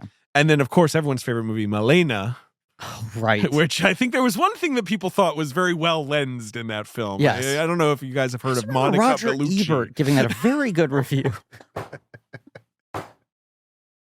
He suggested that movie should win exactly 2 Golden Globes. 2 golden legs. It's got great legs. We just did a screening of Matrix Revolutions at Nighthawk. We introed it. And Monica Bellucci on a big screen is quite a thing. Mhm. Well, especially in that one, she's wearing the insane red dress that's just sort of like pushing her boobs together in the most ridiculous way. I'm and gonna she's just say like, it. he'll die for love. He loves you. This is so good. You Seeing know? her one scene on the big screen, I was like, there's a real argument for her being the greatest cleavage actress of all time. I'm not saying she's the largest breasted woman ever to be in movies, but I think her work in the field of cleavage is kind of unparalleled. Should we just let him keep I'm sorry, going? I was just quoting Roger Ebert there. Go on. Deakins says, I think part of the reason I lost, and partly I'm sure, Crouching Tiger Mhm. was a big thing, but is that a lot of cinematographers were like, oh, but Doesn't count. he used a computer. It doesn't count. Like, and now, of course, everybody does that. And by Avatar winning is kind Yeah. of the big Yeah. moment. and right? now it feels like everything is like Life of Pi, all these Right. movies Right. that are Avatar winning is such a strange one and feels like it's wild that it took that long for a digital movie to win. And also it feels like that's the type of win that they don't usually do that early. But I remember the year before that, people were like, well, could Wall-E get nominated? Yeah. Because they like ran a serious campaign of like, no, we think about the cinematography. And in Deakins was a these consultant movies. on that. Yeah. And then they do the same thing with fucking How to Train Your Dragon. Mhm. Right. So the music in this film, of course, T-Bone Burnett, they had worked with him on Big Lebowski a little bit. And that's how they were introduced to him. Mhm. Going back to the dossier. Yeah. But here it's like they're working with him from the start of production. He's Mhm. curating the music. He's finding all these major stars Well, already, like Alison Krauss, They're Emmylou baked Harris, into the film, Gillian so Welch. inherently it's Right. not something you can sort of just like choose in the edit. Right. And most of the stuff, like Big Rock Candy Mountain, Mhm. the session recordings, what is this quote? The stuff that was redone and produced by T-Bone is all featured essentially live. It's music you see performed in the music itself. Okay, that's interesting. Obviously, like Clooney and the Soggy Bottom Boys are being dubbed. That is, I can tell you the names of the Dan Tyminski, right? Pat Enright and Harley Allen. This movie, for my money, has some of the best lip sync acting ever. It's very good. They oversell it in a way that makes it go down more smoothly, in my opinion, where it's like, it's clear that Clooney isn't singing, but he's making so many faces. Now, he was singing live, right? Like, he sang it on set. That's not his voice, I should say. No, I know. But yeah. He did. He is shower singing. Yes. In like such a like compelling way. Everyone who sings on screen who isn't a musician by trade is acting the role of singing too hard in a way that creates a continuity for me that doesn't make me bump out of their that's clearly not their voice. He is playing a man who is pretending to be a musician who thinks this is what musicians are like. Like, he nails that. Yep. They also make a really smart choice, which is mostly framing that sequence with his mouth obstructed behind this big fucking can. Yes. And so he's doing all this neck and eye acting and shit, but you're not getting caught up on like, oh, the lips are a second off. Right. Of course, Clooney loves to self-deprecate and is like, I know my aunt is this famous singer and I tried to sing, but I was so bad at it. Yeah. Did win Album of the Year, as we say. It's the 4th soundtrack to win that award. Saturday Night Fever won. Correct, as did The Bodyguard. And the 3rd is Henry Mancini's soundtrack for the television series Peter Gunn in 1959. Weird. I think we can discard that one. But the other two examples it's are like those are massive similar hit movies with soundtracks that also became phenomenons in their own. You're right. Oh Brother's not a hit on the same level as those 2 other movies, but it is 3 examples of movies where the soundtrack is maybe more famous than the movie in a way. Yeah. Right? And they all went to zillion times platinum or whatever. Yeah. Of course, The Cow is digital. I think this is a big movie for them, kind of unlocking a sneaky amount of digital work. And obviously the DI is the most apparent version of that. Right. But all of their movies after this have more digital effects than you would imagine, which they're really good at doing invisibly. You know, a lot of it's fucking like landscape changing. Yeah, but I'm glad they didn't shoot cows. You are not even allowed to bring cows near a moving vehicle in a movie because it would startle them. Right. So, of course, it had to be, fake cow. The frog, Ethan notes that people really hate the frog squishing scene. Yeah, it's gross. But he loves it. It's all right to do frog squishing, he says. It's funny that Goodman says these things give you warts and then squeezes it as hard as he can in his hand. I understand spiteful, but I'm like, man, you're like bruising for warts there. So, film premiered at the 2000 Cannes Film Festival. Normal and regular guy Luc Besson was the chair of that year's festival. Okay. What won the Palme? The Palme d'Or was some girl he saw walking by. I give the Palme d'Or to 15-year-olds. The idea. No, the Palme went to Dancer in the Dark, which is a highly controversial choice. Yeah. But is a fairly good choice. In that is an enduring movie and a special movie. It's not my favorite. I find it to be a tad sad. Have you guys noticed this? That film Yi Yi was in competition, which one is of your favorite basically the greatest movie ever made. Yeah. It won Best Director. Okay. Best Screenplay went to Nurse Betty. Remember Nurse Betty? I loved Nurse Betty. I've never revisited it. Yeah. At the time, I was like, I have also never revisited it. I have no idea how that holds up at all. Yes. So much of Neil LaBute's work has held up normally. Look, one day I will program, a Metrograph series of Greg Kinnear, the villain, and that will be in there, along with Mystery Men and Loser and like a million, Someone Like You. Yeah. Best Actress went to Bjork. Best Actor went to some sort of rando called Tony Leung for some I've never heard of this movie, In the Mood for Love. I'm just thinking, it was an insane slate. Fuck, yeah. And so Oh Brother was ignored because I'm sure the Cannes jury was like, well, he's American. I don't understand. It didn't even win Most Soggy Bottomed Boys, which is truly kind of insulting. Disney, I guess, is releasing it domestically. Joe Roth, who is a somewhat iconic 90s head of Disney, had just stepped down. People who are coming in are shown the movie and they're just silent, apparently. They're just like, what the fuck is this? Is this Dick Cooker or who? I guess so. Yeah. I don't know. And So they was released limited Yeah. in like Christmas time, which is Yeah. that No. doesn't make any sense. No. But then the soundtrack starts to kick off. So it has a crazy run, like Yeah. a really good multiplier. It makes 45 million domestic. And basically runs through the end of the spring. yeah, like it never made more than like $3 million in Yeah. a weekend. It Yeah. just chugged along. This is a thing that Hollywood often finds out is you make a movie that's like set in like red state America, and Yeah. it takes a while, but it'll catch on and keep playing and keep going. Like Especially back then. this is a different thing, but like Breaking Bad stayed on the Yeah. air because of that. It's like, oh, we're getting watched in these places that aren't watching anything else. Also, mind you, I mean, we'll get to it, and I might be get my numbers a little off here, but like True Grit opens like something to 36 and then ends up at like 170 domestic. It's sort of like a Similar thing. a maximized version of Right. Like this, that was their biggest opening ever, and then also their biggest multiplier ever. So O Brother Where Art Thou begins with a chain gang singing Oh Lazarus, Yes. an old sort of spiritual. It's such a cool opening. I love the opening of this movie before they're running with the, just the sort of slow fade up in the atmosphere And the of title it. cards. Yeah. It's really just a prologue that kind of has It is. Right. doesn't just setting the mood in a way that is eerie. It's eerier than the film that follows. Here's a take that There are I parts of this movie that are very eerie. Yeah, for sure. I Like think the thi- sirens. I and stuff. think this is what blew my mind as a child, where I was like, how can a movie be this funny, Mhm. look this good, This like mad have the cab, right. craft of like a blockbuster action film in its precision, and also have scenes that are like genuinely sad, unsettling. Like spooky. the Ethan Coen tone management thing in this movie is so insane to me. And part of it is that it is picaresque, which I'm just kind of a slut for these sorts of He's a slut. structures. But I also think it handles the transition between these wildly different moods. Yeah.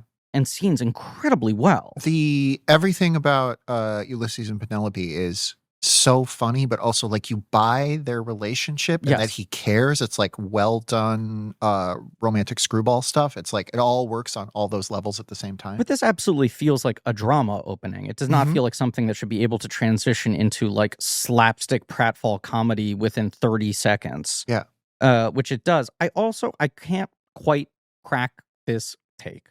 But there's something to me about the chain gang at the beginning, That's just mostly trying to crack being the tank. African American men Sure. Mhm. singing like traditional songs Yeah. before we transition to our white leads, who then become incredibly successful singing old timey music, Occasionally, people think they are, black. mispresenting, Right. mischaracterized. Sort of by mistake. Yes. Right. And then this movie has Although, this, of course, one of the Soggy Bottom Boys is black.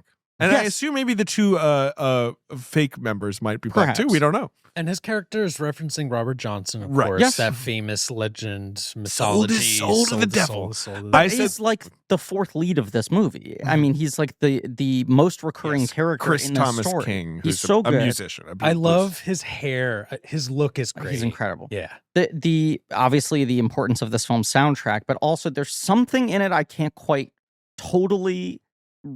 If you ask the Coens, I feel like they'd be They'd like, say nothing. like, I was like close to a thesis that I couldn't quite crack while watching this about something about like this shift in Americana music of white Americans understanding how to pull things and popularize them, I think which this- is a cycle that then repeats for the rest of time. I think there is this thing that when white people make a story set in this time period, especially in the South, Yeah. they struggle with how to about white characters. To be Yes. clear. They struggle with how to acknowledge the systemic racism of the time, especially in like a comedy. And Yeah. this movie, I think, threads the needle pretty well I- for the most I part. agree with you, and it is a thing they get dinged for a lot is how predominantly white their movies are. Yeah. Sure. And, especially there was an era, I feel like, where they got a lot of questions about it. And they were yeah, kinda and like, even what do you like want from us? like the Marlon Wayans character in Lady Killers is not the best. Mhm. It's like an example of being like maybe they should only write white people if this is how they write black parts. But this movie I think comes close to doing it really well. There's something that they're not overstating. It is mostly using the black characters as set dressing outside of Tommy Johnson, but it also is talking about the ways that like the white characters can get away with certain That's things. the thing for Yeah. me. And I think that's what is interesting about the opening to me is that you're starting in this sort of like gallows tone, right? Of like men who feel like they have no way out, singing songs out of desperation. And then we're so quickly going to three funny guys who like can experience physical violence like Wile E. Coyote, will always recover from it, right? Can like fall off the back of a moving train and get hit with like fucking logs and shit. And they can get out.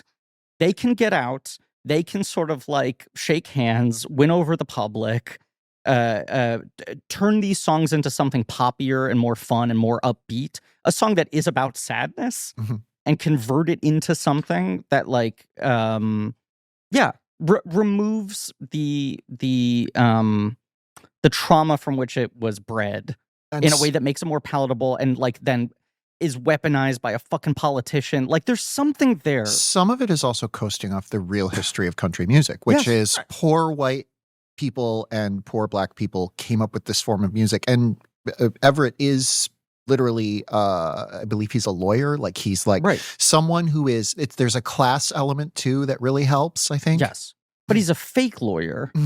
Right. And like his ability to sort of like smooth talk people just enough. Yeah. But it's something about, and I think it's why the soundtrack for this clicks so much, because it's so in conversation with something. It is so aware of its own history in a weird way, where it's just like all of American music comes out of like slave songs, prison songs, spirituals. Yeah. You know, and everything descends from that. I think some of that must be T-Bone Burnett's influence because he knows this history in a way that I do just want to add as well that I think there also is influence from Irish and Scottish and English folk music. A lot of folks emigrated to Appalachia. Yes. And also I think had a big impact as well in country, blues, Americana music. Did you see Sinners, Ben?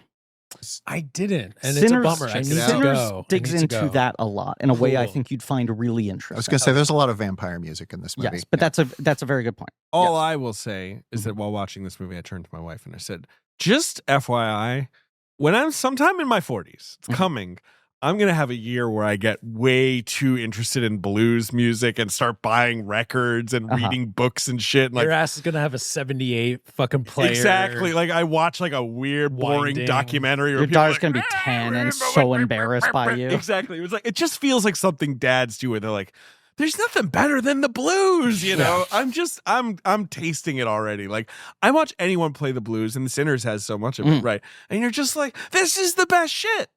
He's just a guy and his feelings and a guitar. Not only that, but you watch it and you're like, man, it'd be really cool to know a lot about this. Exactly. It'd be really cool to be the in a way that's not cool. That makes everyone roll their eyes. Yes, exactly. When you listen to that sound, the crackling of old records, it sounds like you're listening to a fucking ghost. It's also spooky it's and haunted. evocative. It's so cool. And there's guys where it's like they were never recorded, but like people, you know, oral histories like, no one would ever better than Mr. Baby. And you're like, yeah, he must have sounded like a, you know, freight train or whatever. It's the best. Yeah. This movie also has a fascinating balance of like, very modern, clean, present day recordings of professional modern singers doing these old standards.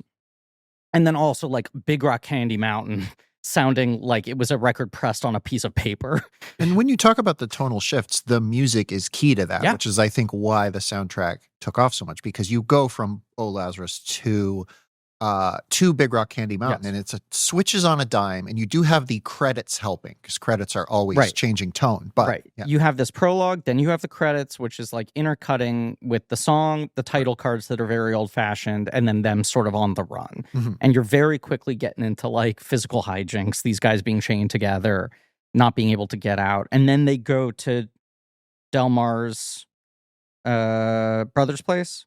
There's the great gag on the train, which is always when I'm like, oh, I love this movie. Clooney getting dragged out of the train is very funny. And then they then they go to the brother's house and then they get baptized. Brother's great. Love that guy. Who's that guy? Frank Collison. Yeah. Who's in we've covered him a fair amount. He's in a bunch of Shyamalan movies. Hog Wallop. He's on Twin Peaks. Yes. There's another director he works with a lot. I was trying to remember. Great face. Yes, one of the great faces. But he's not his brother. He's his kin. I think he's cousin. Cousin. they're I think he's a cousins. cousin. Yeah, sorry, yeah. And we got to his- shout out the little rapscallion. his- I love that kid. It's I curse your name. His wife has RUNOFT, a thing that the kid keeps misrepeating. Yeah. Yeah. But he frees them from the shackles. This is the place where I'm always reminded that they are clearly just going off a memory of the Odyssey, because they're Yes. like, I think there's pigs in there. Right. Which I love that, like, I think sometimes when these sort of like modernization adaptations get too schematic, Mhm. the logic starts falling apart even faster when you're worried too much about like, how do I translate every single element onto a comparable thing in a different place in a different time. Mhm. It helps that they're kind of just like picking and choosing. And when you get to Goodman, you're like, oh, right, there was a Cyclops. Yes. This is the Cyclops. Yes. I don't care about every single detail being transmuted. No, I don't. It is not even remotely right. Like Right. at making that effort, and obviously, Ulysses is not coming from Everett. It's not coming from a war. He's Yes. coming from prison. But there's just little stuff. Yes. There's little Easter eggs. They mentioned Babylon at some point. The siren stuff. Yeah. The obviously he needs to get his wife is going to remarry, and he's got to get back before she does. But it is takes the us a sort of while to engine know of that. Yes. He's telling them he has a treasure of $1.2 million that they have to go that find. he knocked over a bank car or whatever. Yes, and that's why he was in jail. Pappy's loosely the king, but also kind of Zeus. Like, it's this thing of, oh, they kind of have a memory of this, and then also they probably just like looked up a character name list and Yes. dropped him in there. Right. There's a different Pappy O'Daniel who had a different first name, but Yeah. existed at the same time. Oh, W. isn't Leo Day. his name in the movie like Menelaus? Somebody's Yes. name They Menelaus, do which say, is yes, the his king name from is the Odyssey. Menelaus. Yeah. Which we're King of Troy, right? Who does Brian Cox play in Troy? Gotta look it up. I just remember that movie, obviously got Brad Pitt, stunting on people. Yeah. But a lot of it is like Brian Cox, Brendan Gleeson, Sean Bean, all Peter O'Toole. It's got guys. all these gravelly guys in togas with like beards going like. The cast of that movie is so bizarre. Brian 'cause they- Cox is Agamemnon and Okay. Brendan Gleeson is Menelaus. Got it. King of Sparta, not yeah. Troy. Charles Durning, one of my favorite actors of all time. Yeah. This movie, and this arguably- is peak Durning. I was gonna say this movie arguably has like 3 of my 10 favorite screen actors. So Holly Hunter and John Goodman, or Yeah, I mean, like Hunter and Durning are absolutely in my top 10. If Goodman isn't, he's very close. And Goodman is just like showing up knowing exactly what to do, giving Yeah. you just enough. Yeah. Holly Hunter's just doing like this real fun kind of like skill piece exercise as I bet you couldn't think someone could talk faster than Clooney. Mhm. Durning is given like a fucking 5-course meal to play here. he keeps coming back. I love that it's like a parallel narrative that is like 30% of the movie. Yeah. He keeps sort of like overlapping with them and crossing with them, but never like too directly interacting with them until the end. But we spend time with him and his guys. This movie's like structured as a series of triangles that Clooney is a point in all of them. Yes. Which is a really fascinating choice to me. But As- you're almost watching it going like, why are they spending this much time on this guy and his like campaign struggles and whatever? But in the structure of it, they let Durning do everything he's good at doing. Like what I love about Charles Durning is that he is such a specific guy. He is not someone who can transform, right? He's not someone who can disappear. And yet there is like a bizarrely wide array of applications for him and specific skills he has. And usually people focus in on one. Mhm. And this is like they let him be charming, they let him be funny, they let him dance, they let him sing, they let him be scary, like genuinely menacing. They let him be kind of like comedically gruff. Mhm. It's so good. There is a non-zero chance, though, that the Coens just heard there was a man named Pappy who had a Absolutely. flower-based radio show and was like, Right. we Sure. got to work with that. That Yeah. probably amused them quite a lot. Who's the Satan. No, that's Satan von Barkin. I know Great. that. Love that guy. Oh, the rival, Homer Stokes. Stokes. no, him. That's his name is Wayne Duvall. Wayne Duvall. and He's I know Robert him. Duvall's cousin. He's good. He's one of those guys who's in like a He's bajillion great. things and Yeah, little love him. roles or whatever. No, Pappy's got the son, right? And then he's got the 2 kind of advisors. One of them is the not counting the mezzanine guy. That's Or what's no, his I'm sorry, name? he's the eyebrows guy. Yeah, what's his name? That guy. I'm gonna figure it out. I was just trying to remember that guy's name because I love that guy's face. Yes, he's incredible. I'll find out. But anyway, so okay, what's going on in Oh Brother Where Art Thou? They get baptized. Yes. You introduced Tommy pretty quickly. It's like, okay, so Because through they're introduced to Tommy before the baptism. No, right after. Are you sure? I'm not sure, but I can't remember. You set up Daniel Van Bargen pretty quickly. He's when they're in the barn. Because you see him before, right? When yeah. Damn, we're in a standing tight there spot. with the dog. Yeah. Damn, we're in a tight spot. Of course, I feel like it was so remarked on, but they break the rule of 3. He says, damn, we're in a tight spot 4 times. The 4th time is so funny. Yes. There's a lot of like them futzing with things like with that. his fucking hairnet. Yes. But Daniel Von Bargen as the sheriff is playing the Poseidon role in the Odyssey, but he's also clearly Satan himself. He is Satan himself. Yes. As much as Papio Daniels called Menelaus, but he's clearly Zeus if you're going by the Odyssey. Yeah. In that he sort of comes and fixes stuff at the end. Mm-hmm.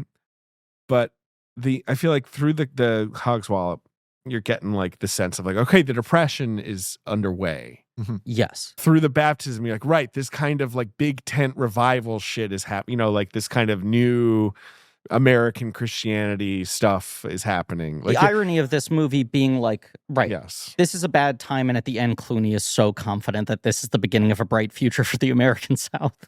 Yeah. That like this is going to wash away all our problems and reset. And like, it's toward the end of the Depression, so it is. It is, and they're riffing on the Tennessee Valley Authority and things like in terms of the history of it. So it is. He's not wrong, but also yes.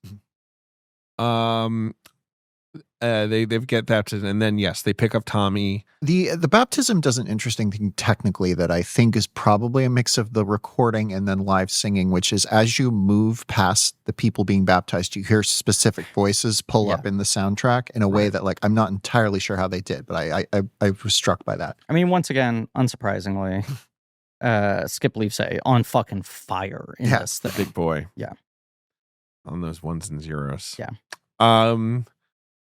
So they need money. So once they have Tommy, that's when they go to the radio station to record as the Soggy Bottom Boys.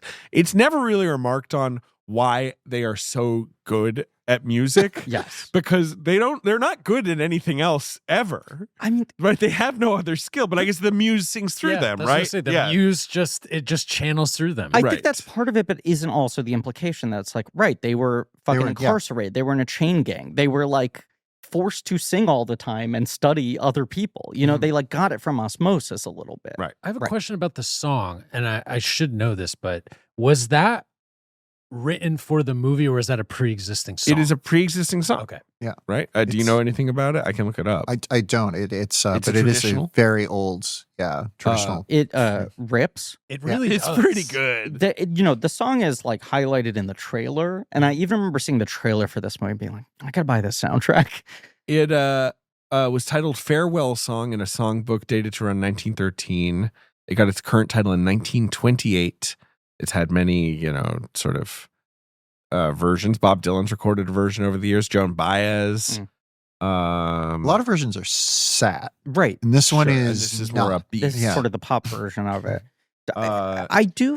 It supposedly maybe is from this guy, Dick Burnett, who is like a partially blind fiddle player, and it might be about him, but we're not sure. In this era where you basically had to buy an entire album if you wanted one song, don't you think it was just like the fucking rocket power of this thing was like I guess I need that soundtrack. Obviously the music's great throughout. I think so, because the soundtrack does have a lot of it has the spirituals and it has these like weird creepy numbers that are awesome, but it's not, put it on at a party. I think the surprise for people is that when they bought it for this song, that then they were like, this plays really well as an album. This feels like a classic. You're riding in a friend's car. Yes. And like this album's on, you're like, what is this? And exactly. Because its impact being outsized beyond the movie feels like that word of mouth thing. I think of this thing. as being a blockbuster car album. It really feels like this was a thing that like people were buying at Starbucks, right? Along with their Norah Jones album, propelled by that one song that's really fun and punchy. And then you're like, fuck, this is just kind of good music to live my life to. It's just crazy that we were like 17 listening to this. This is the era of Starbucks albums pulling off upsets at the Grammys too. They're just winning every year. Like, I mean, Enya, we just mentioned. Yeah. Love Enya. She lives in a castle. She does live in a castle. Cool lady. That is so cool. They do the song. Great. Steven is so funny. They sing in a can. They sing in the can. You should mention there's the pushcart man, the blind sort of seer who predicts everything that's going to happen in the movie. Yeah. And they immediately dismiss him. But that is like a haunting scene. That is like a weirdly eerie scene coming in between a chain gang and like physical nonsense. Yeah, and like Stephen Root's not like is a comical version of kind of a weird, creepy guy, but he is definitely also playing that element of kind of a creepiness. And it's the Odyssey. Everyone's always like blind or you know, there's always something up with everybody when they come across. Okay, so they're a pig. That after this is the Babyface Nelson stuff. Stuff I remember hitting really hard at the time, and you know. Bottaluccio should we have a Bottaluccio corner? Is it time?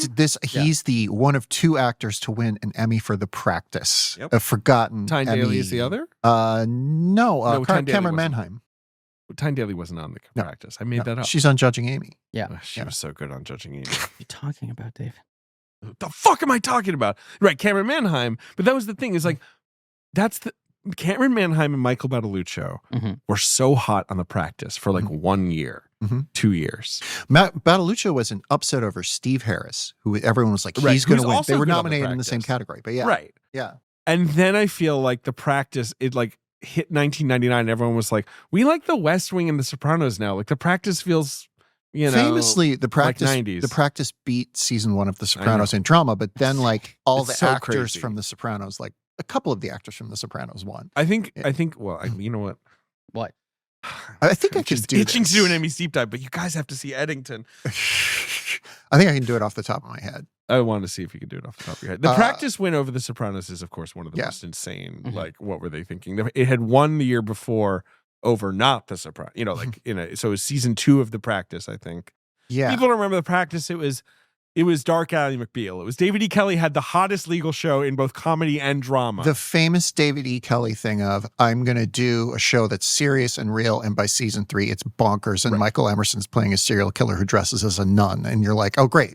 Yeah. It's also, at that point in time, he was such a celebrity, like, creator, showrunner in a way that wasn't there really were not many like him. a thing. And I always fall into the trap of being like, yeah, and I guess he kind of receded, right? And you're like, man works more than ever. He's just not the headline on the shows in the way he used to be. He's still working for sure. He also, you know, married Michelle Pfeiffer, which at that peak of TV was just like, this guy also gets to, I feel like there was a Weekend Update joke about like, dude, you're married to Michelle Pfeiffer.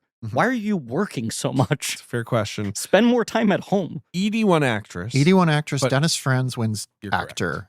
Franz wins, I believe, his 4th and final Emmy. Yeah. For lead actor, correct. And Practice won series. I don't remember who won supporting. I've been trying to crack that. In drama, do you want to know? I would love to know. Okay, well, it's, oh man, this is crazy. Bottaluccio and Holland Taylor for The Practice. Oh, there we go. So Manheim must have won the year before. Yeah. Or the year after or whatever. And again, that like Holland Taylor in The Practice, who, I'm sorry, I love Holland Taylor, but please get the fuck out of here, beats Nancy Marchand in The Sopranos. Yes. Which is fucking crazy. Her She's final so chance. Good. Yeah. I mean, I think she was nominated for season 2. Chance, yeah. But season 1 is when she's like throwing fastballs. Yeah, like, they're also not going to give her a fucking posthumous Emmy for the CGI episode. Well, that's season 3. They should. That's they should. Wow. Yeah, she's in 1 and 2. Okay. It's just by 2, I think they have a slightly less. They're not quite sure what to do with that character. By two, they know she's dying, and they're like, we can't work with her as much. Right. So. Yeah. And like in 1, obviously the Tony, you know, and Olivia thing is like the engine of the show more. Yeah, God, what a weird era. Because it's like The Practice, NYPD Blue, these kinds of like robust network dramas that were good, but we're still like 22 episode, you know, like case of the week stuff. I don't know. Yeah. And then like, yeah, it all goes away. You guys want to talk about this more? Okay, fine. Oh, brother, where art thou? All right, what's going on in this? The Bottaluccio stuff. I don't know. You like him? You like Bottaluccio? I do. He's playing a real guy. Babyface Nelson is a real guy. Who's got this inferiority complex about not being seen as a big tough and guy. He looked like that. He had a little hat. Yeah. It was so cool that they were bank robbers. Well, okay, Ben. Yes, sure. Yeah. I think great era. Ben raises a great point.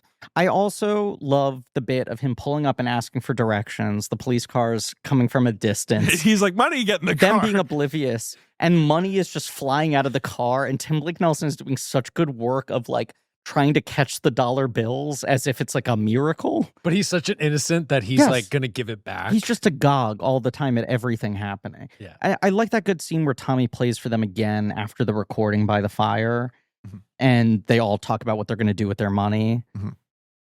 Yeah, Yeah. I like that scene too. Ben, I got to know who your 1930s bank robber persona is. Totoro's what's- going to open a restaurant and he's going to wear a tuxedo. every I day. mean, no matter what, I'm talking like this. Yeah. Good. For sure. Good. Yep.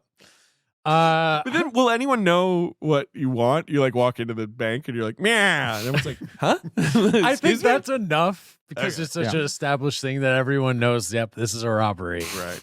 But my persona, I think I would be fucking dressed Mhm. to the nines. Okay. You know, This makes like sense. just a really well tailored suit, big old hat, Fancy Benny Hosley, fancy Benny. Or Benny the suit. Benny the Ooh, suit, Yes. Gentleman yes. Ben. Yeah. Yeah. Damn. This is good. I wouldn't rob any banks personally. Seems stressful. I might go more for the Totoro. I want to open a big restaurant and wear a tuxedo every day vibe. You're yeah. trying to find something. No, I was just getting through. You know what I like about the Battle Lucho sequence? Yes. They make it out, and then he plays the deep core Right. sadness at the fire afterwards. The come down. It's hours later, and they're sort of like, "What's up with him?" Mhm. It's like this thing. It goes from And being, Everett diagnoses him. He's like, Yeah. when the highs are high, you know, Yes. yeah. but also that they like clock that it's not just that like when he's responding in the bank, it's this sort of like impotent rage, right? Right. It's just this sort of like knee jerk retaliation to the idea of not being taken seriously. And then like later at night, this guy's just sad. It's not like he's still fuming about like they called me babyface. There's like a deep emptiness inside of him. Brian Reddy is the name of the guy we were trying to Hell think yeah. of, who's just one of those guys who's in Yes. some 2 billion things, But including then an episode of The Practice. you get to the information that the Soggy Bottom Boys were coming to hit. Mhm. That Now- Stephen Root doesn't have any info on them. Right. Right. Now is it this part where the newspaper, they're eating the pie? Yes. Is that this section? It's all good comedies should have at least one instance of people stealing a hot pie A off a sill mantle. pie. Absolutely. Yes. I, as a kid watching Looney Tunes, was convinced that adulthood, a big part of it was stealing pies off of windowsills. Right. It's that a it thing was you like- only get to do when you grow You up. make the pie, and then there's that dangerous part where you're like, it has to go on the windows. It has to. Like, And it's almost It can't understood. cool elsewhere. Nowhere else. But it's understood that also you might lose a pie. that Thieving way. children roam the backyards of America. and tasty smell lines are going to reach Right. all the way We're, li- to we're, the nearest rapscallions. we're living in a time when we're bringing back too much of the Great Depression era, but we do need to bring back pies cooling in windowsills. This is the only part of Make America Great Again I agree with, is we lost some key element of greatness in our cultural identity the second we closed our windows and let pies cool indoors. And that was a big part of Trump's campaign last year, It right? really was. He brought it up all the time, Put including it back on the stove. that and Arnold Open the Palmer's window. penis. Yeah. Joey and I were doing a whole thing because Maria Hill dies in Secret Invasion. Kobe Smulders, they just Yeah. shot her, right? Yeah. Like no one remembers this obviously because that's Yeah. been like memory hold. Yeah. But there was some tweet that was like she fucking died Mhm. like 2 years ago. And Joey just started doing like Trump being like, wonderful woman, not too tough on the eyes, folks. Maria Hill, we lost a great one. Biden let Skrulls into our country. The Just like Skrulls! Trump talking about random shit that isn't real The Trump- is still funny. The Trump comedy nerd account, which I loved so much, Yep. and would tweet that kind of thing Like about tweet like Seth Simon tweets. yes. Yes. But like experimenting Mitch Hurwitz tried to reinvent the wheel with season 4, and Netflix made him recut it chronologically like a dog. Like shit like that. Never not funny. It's just unfortunately. I still hate quite that funny. he lives He's in bad, a world bad person. and that he Bad has person. power. But it's funny to imagine talking about scrolls. It is. We hate the scrolls, folks. I'm gonna get the scrolls out. Biden let the scrolls in. They were fighting the Kree for a long time. Border porous scrolls coming in. They get the siren sequences next, where they get turned Yes. into. They think Pete gets turned into a frog. Yes. A horny toad. They're tempted by the fornication. Another thing, when I was a kid, I was pretty sure that I would be regularly drinking out of a jug with 3 X's labeled on it. I've still never done You would that. like go to the store and that would be on a high shelf. Yeah. Mm. Yep. This whole movie is like Ben's Pinterest board You as a mentioned 10-year-old. you mentioned your wife's got a surprise plan for you for your birthday. Maybe that's Oh it. my God. Wow. That would be 3X jug. huge. Yeah. She's gonna take you the finest windowsill in New York What City. do you think? Why are Pete's clothes laid out like that? What does happen there? I think he fornicates, Fornicate. Yeah, they lead him off into the woods. and he's Yeah. caught mid fornication. Mid fornication. Yeah. Show us that, Coens. Yeah. Cowards. Because Delmore's a virgin. He doesn't have time to, he's got to get the family farm back Really before fun. he thinks about that guy. And Everett's like, yeah. And then Everett makes a baby seemingly every year with Holly Hunter, right? The Like- math on the babies Yeah. is like impossible. It's so funny when you see. And then it's Holly Hunter, who's I know. like the tiniest frame imaginable. But it's just so funny when you see the girls first. Okay, he's got 3 children, right? Then you go indoors. Holly Hunter's holding a new baby and has 3 additional children with her. You have to tie them all in a line. It's, There's 7 in total, I think? yeah. mhm. Yeah. Yes. So they think Everett's a Pete's a toad, so they have a toad now. A horny A toad. horny toad. I love this song too, the Sirens sing. Yeah. Yeah. It's one of my faves. And it's a scene that is like funny. All of the reaction shots are funny, right? Like Turturro seemingly increasingly angered by the seduction, Mhm. them smushing Tim Blake Nelson's face. And yet it's also a little creepy. I think the Sirens are also dubbed by Emmylou Harris, Alison Okay. Krauss, and Gillian Welch, Mhm. the Mhm. Gillian Welch, queens. yeah. After this is, I guess, the Cyclops, the Yes. the Bible salesman, Big Dan. Our Sort of, year of Goodman. right, Goodman in kind of Barton Fink, but just more cartoonish evil mode. I He's guess. I also don't he know. is also so clearly evil Everett.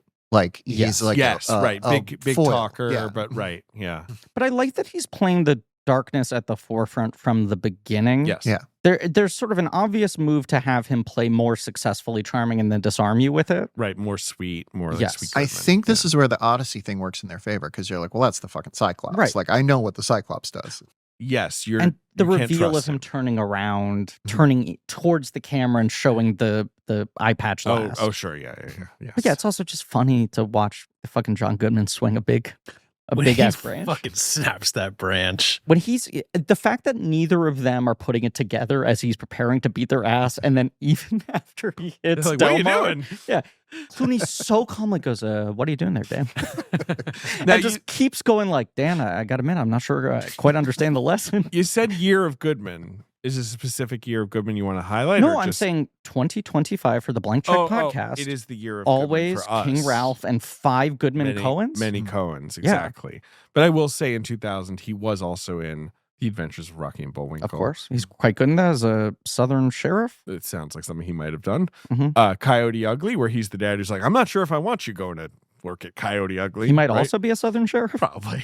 Emperor's New Groove, where he is a Peruvian farmer. Yeah, And who just wants to keep his little hamlet on top of his Type- mountain. Typecasting. And Yeah. What planet are you from? Which I haven't seen. Which But you I have just seen. watched for the first time and is, in my opinion, good. Have you ever seen it, Emily? Is that the Mike Nichols one? It's That's Mike Nichols, Gary Shandling. Shandling. I'm going to be watching it for 2000s It- because we're it doing is- Mike Nichols later. It is So, the fucking Larry Sanders blank check.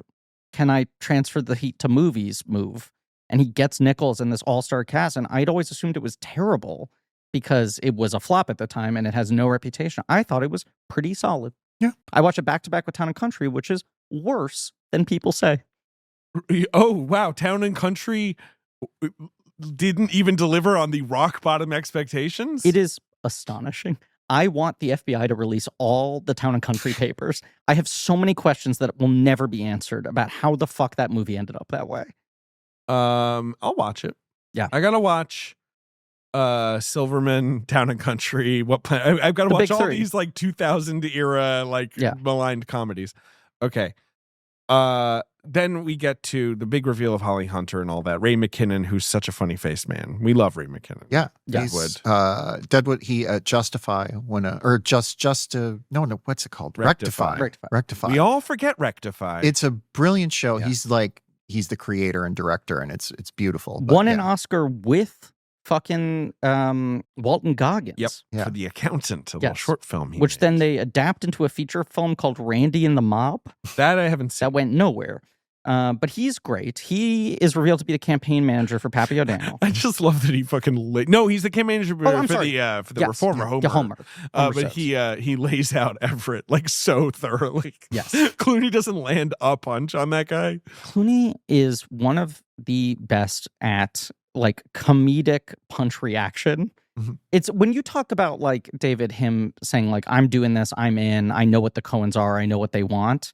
He so understands the visual language of the Coens as filmmakers that he Does. knows how to like with his body complete the shots that they want of like the angle of the reaction to being hit, the spinning towards the camera or clocking the neck back. Like he has 7 or 8 times in this movie where he has to react to a hit that are all so fucking funny. This is a bit of a hot take, but George Clooney is not my favorite director. I don't love all his films. He's like Midnight your number Sky guy? one favorite director of all time. There's 8 movies I could have busted out there as a joke. But, Yeah, that all came out in 2021. All on different streaming services? Yeah. But even in his earliest film roles, you see him understanding the camera and how he's going to fill in the frame and like He's not a bad director. Yeah. The movies he makes that I don't like are not ineptly made. Yeah. It's more that the story tends to be very boring, like or whatever. You know, like he loses me elsewhere. But I agree with you that he that has it is craft. He works with clever people. it's interesting because there are few movie stars who kind of feel more constantly aware of filmmaking than he does Mhm. without being self-conscious. Mhm. He's so good at not just like knowing his angles, but knowing what will make a shot pop. Mm-hmm. And then that doesn't really translate over to his directing.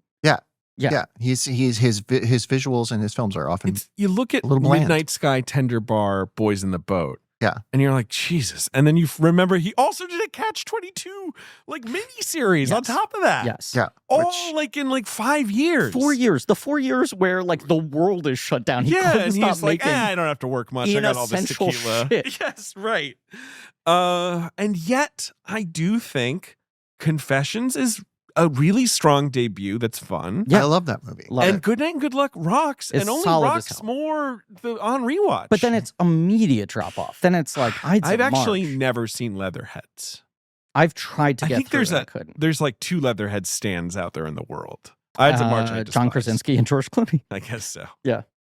Uh, Ides of March sucks. Yeah, and it's just like, Monuments Men is just a big old sleeping pill. but is actually anger inducing. Where it's like, how is Yeah, this you not have watchable? so much at your disposal here. Right. I feel like that's his entire career now. Yes. It's like, how is Boys in the Boat or whatever? Not, yeah. Well, yeah, I can't talk about it, but he's in a Noah Baumbach movie this year, Uh-huh. which we like. We like that he's working with like other directors. I'm excited he's acting more again. Yes. That was the most annoying part of him making shitty movies for so long. Is like, why aren't you being George Clooney? And why are you your only director? You know, like if you're Right. acting, it's because you're directing yourself. Yeah. Which he told me when I interviewed him for Suburbicon, he didn't like doing. Yeah. Which I guess it's Midnight Sky. He's not in Tender Uh, Bar or Boys in the Boat, I guess. No, So good for him, I guess. but lead in Monuments Men, lead Yes. kind of lead in Ides of March, although it's really Gosling. Right. Leatherheads, yeah. But yeah, Ray McKinnon's the campaign manager for Yep. the competition. Homer Stokes we've been introduced to as the reform candidate who fights for the little man. He's got a little person on stage with him in a broom. It's a solid It's gimmick. such a good, it's such a good These campaign gimmick. All yeah. gimmicks from reality, like from history. And There's a guy who did a Yes. broom thing. There But was it's a guy, playing on your expectations of like, here's Pepe O'Daniel who looks like fucking Colonel Sanders, who's angry Charles Durning, being like, why do they want to like this progressive guy, right? And you're like, oh, he's like the old Southern, like stuck in the mud, institutional piece of shit. And here's this guy who actually cares about people, Mhm. and he's leading this groundswell that like Pappy's not going to be able to stop. And then, of course, you realize that this guy is the Grand Wizard of Ku Klux Klan chapter. True. Pappy O'Daniel actually does care, but At least somewhat. And it certainly is less He's a shrewd ideologically operator. motivated. Yes. Right, yes. but also like there's something to me in the moment where the crowd boos Homer for calling out that he thinks there's a miscegenation going on, right? Yes. Well, Well, they just want to listen to the music. exactly, and like there's the moment where Pappy goes like, "Oh, they don't care," Yeah. and immediately he's like, "Actually, let's maybe be more progressive," right? It's like he listens to the people in a way. People talk a lot about whether the Coens are conservative filmmakers, by which I mean I don't think they voted for Donald Trump, but the sense that like they have an inherently conservative view of the world. And like I don't think that they do, but I think they have an overwhelming faith in Fargo's the best example of this. Just normal folk who are going to like realize like the truth of the matter. There's a distrust of institutions and power. And there's a belief in the individual person. And I think that we live in a world that has sort of disproved that notion, but also when everyone's excited that the Soggy Bottom Boys are that good, that they don't care that they're an integrated group. Exactly. I just think I've heard people make the argument that they're like neoliberal hacks and that they're like libertarian, like fuck it all guys. And it is interesting that all three of those reads like persist in tandem, and yet none of them totally fit. Yeah, and it really depends on the project. They just are. Absolutely. They do not think that institutions have the best interests of everyone in mind, which I think is true. Right. It's all a little glossed, though, and I do think some critics just bumped on that. I think that the Klan element of this film, I think, ultimately works, but it is simultaneously playing a silly vibe on something that is horrifying. It is so chilling, and yet, also a broad comic scene that shot like a Busby Berkeley musical. Yeah. And it is, I mean, to me, it is kind of magic to try something that insane. I agree. Like, I am kind of like bewildered by it, like in a good way. But at the same time, it's so chilling to see the Klan on screen. The sequence opens with like silence, watching them form with the fiery cross, which is so upsetting. And then the Oh Death song. I was going to say it's like 2 minutes of unaccompanied music. Yes. That is presented in a very haunting way. And then it sort of gets back into comedy. Like these like pivots the movie is able to make within a scene. It's so silly that they're doing choreo. Yeah. Like I think that's like a funny element, but again, it's also so horrifying to see. But the silliness is vital. At the same time, you're like, oh, they're going to kill Tommy. Like they are playing those two things simultaneously. But even like when Homer is like taken out, right? When he's losing the crowd. Yeah. And he goes like, look, I have it on good authority that these men interfered with the duties of a lynch mob. I am a high up member of a secret society I need not even mention name. Like you go into the scene thinking, oh, they're going to out him some way and the crowd's going to turn. He offers that information up himself and thinks that people will be like, oh, of course, we got your back. Yeah, yeah. I think we also need to bring back riding people out of town on a rail, which is what happens here. On a rail is good. We got to bring it back. We got to bring it back, folks. We love the rails. The scrolls need to go on the rails. There's a book called A Fever in the Heartland, which is quite good, which is about this period in history when the Klan is like this huge organization, but also if they're exposed, then people are like, well, we don't want to have anything to do with the Klan. And it's sort of about the beginning of the downfall of the Klan. And this movie kind of captures Should I read that book? I want to read the Timothy Egan. Yes. That's what I find fascinating about that moment is he's like, I know I can't say it outright because we're not supposed to admit it anymore. But if I allude to it, I think everyone will quietly nod in agreement and go like, we all agree to not call out what you're saying. And he is surprised that the crowd turns on him. Yeah. And it is also like playing off the theme you mentioned of music being this integrating force, not as strongly as it should have been. Right. But, having this element of, oh, this is how African-American culture moves up into the mainstream. Right. And what Pappy clocks isn't like these people want progress. It's they don't care. Right. And it's better they to don't take seem to care. the less cynical position of just don't yuck anyone's yum. They're enjoying this song. That Durning does say that. Don't yuck their yum. Does say that. Yeah. Pappy licks his finger and then sizzles his butt. He does do this that. Is the thing. Durning, classically trained dancer, knows how to soft shoe. Hell yeah. Right? He moves so well despite being built like the Stay Puft Marshmallow Man. He's so light on his feet. You're right. And of course, the white clothes makes him even more marshmallowy in this movie. It was just a real era of him going like, in everything he was in, I feel that like. bit of him that they hit like 3 times of him being so benevolent to the crowd, right? I love the Soggy Bottom Boys. I'm giving them full pardons. Right. And not only that, they're going to be my brain trust. And then they keep cutting back to the same angle of him turning around his shoulder and going, isn't that right, boys? And he looks scarier than any human being has ever looked on film. He looks scarier than this movie's depiction of Satan. Love Charles Journey. The same year he's in State and Maine as the mayor. I feel like it's a So somewhat good, similar role, Yeah. right? Yeah, and never got his Oscar, but Nominated twice. Yes, And kind of weird nominations. I mean, he should have gotten the fucking Dog Day nomination. I know, but that was like Sarandon got, but that everyone was- gets right. Yeah, everyone's good. But in I'm that. like, his fucking like top ballot for me of like Tootsie, Muppet Movie, Dog Day.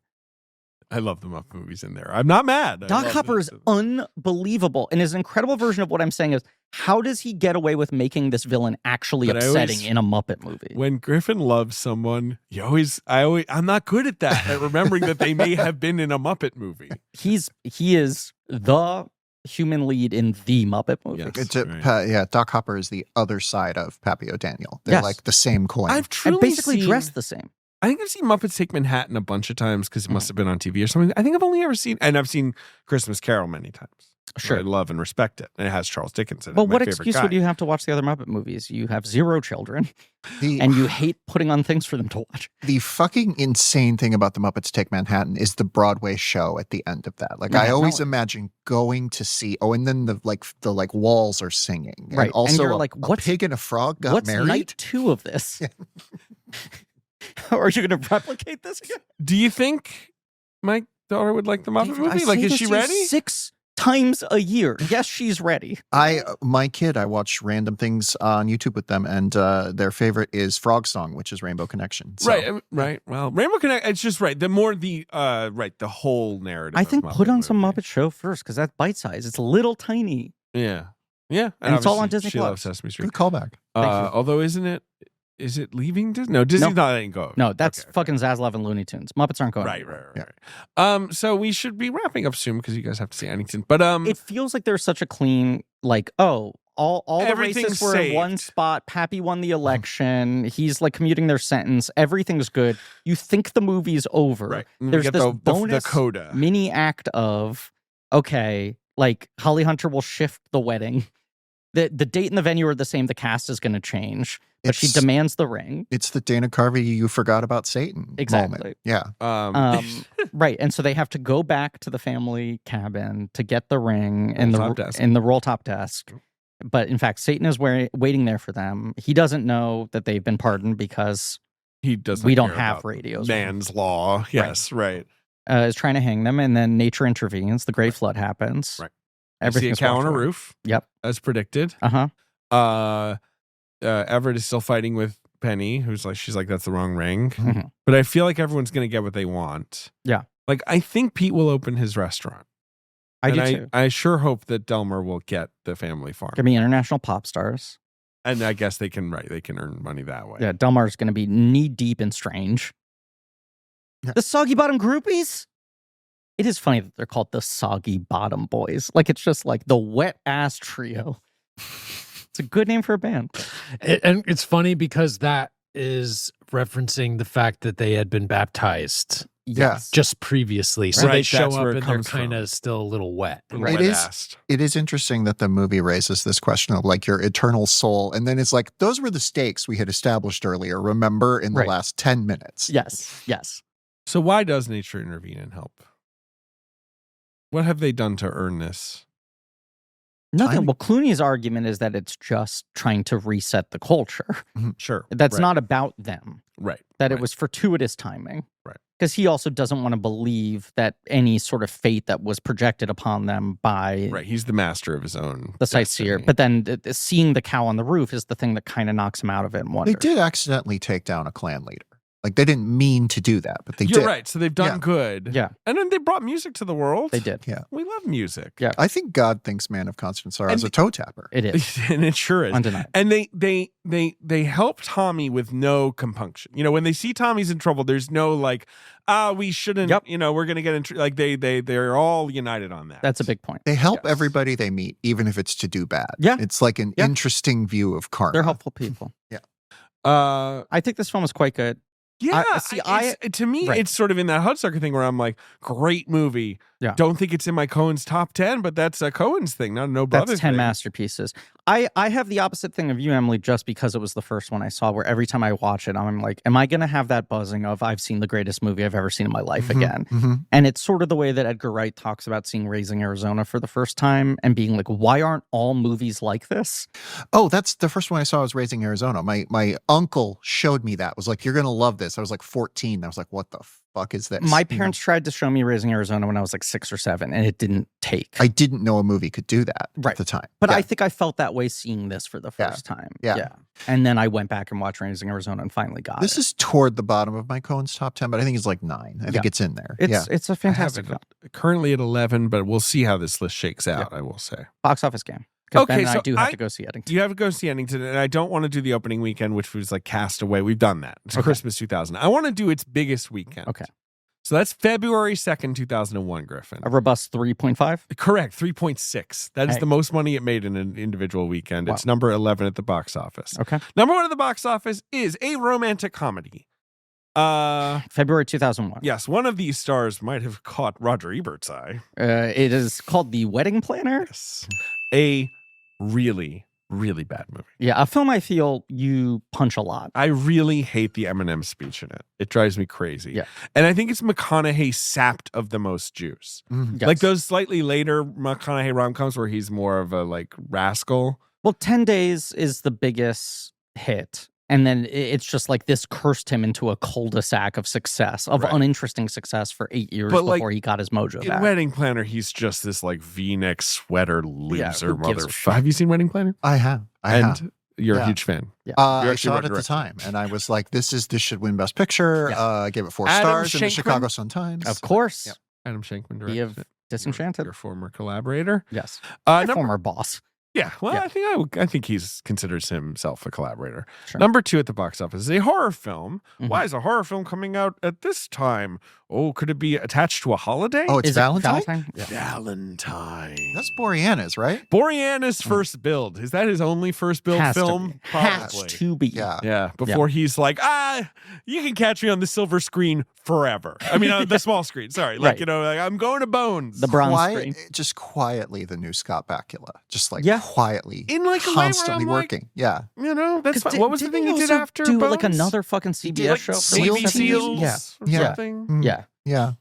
One of those guys, my dad will see and SEAL be, team. be like, God, he must have so much fucking money. That was must true. have There's so certain much people money. like that where they're not the biggest stars, but it's like you have been on a show for Those- 25 consecutive years. Those Bones guys, especially like the middle cast of Bones, right? Not Mm-hmm. Yeah. Dave Chappelle. Like I just think about that all the time. But also there was the Big Bones lawsuit that I will let people look up in their own time. They all got an additional big payday years later. That Navy SEAL show with Boreanaz had a dog on it. And I was one of my last TCA press tours, and we all wanted to interview the dog's handler, and Boreanaz had to look like this is what's become of my career. It was his Right. kind of Out of the way, Boreanaz. We don't care about you anymore. it was his Kelsey Grammer moose moment. Yeah.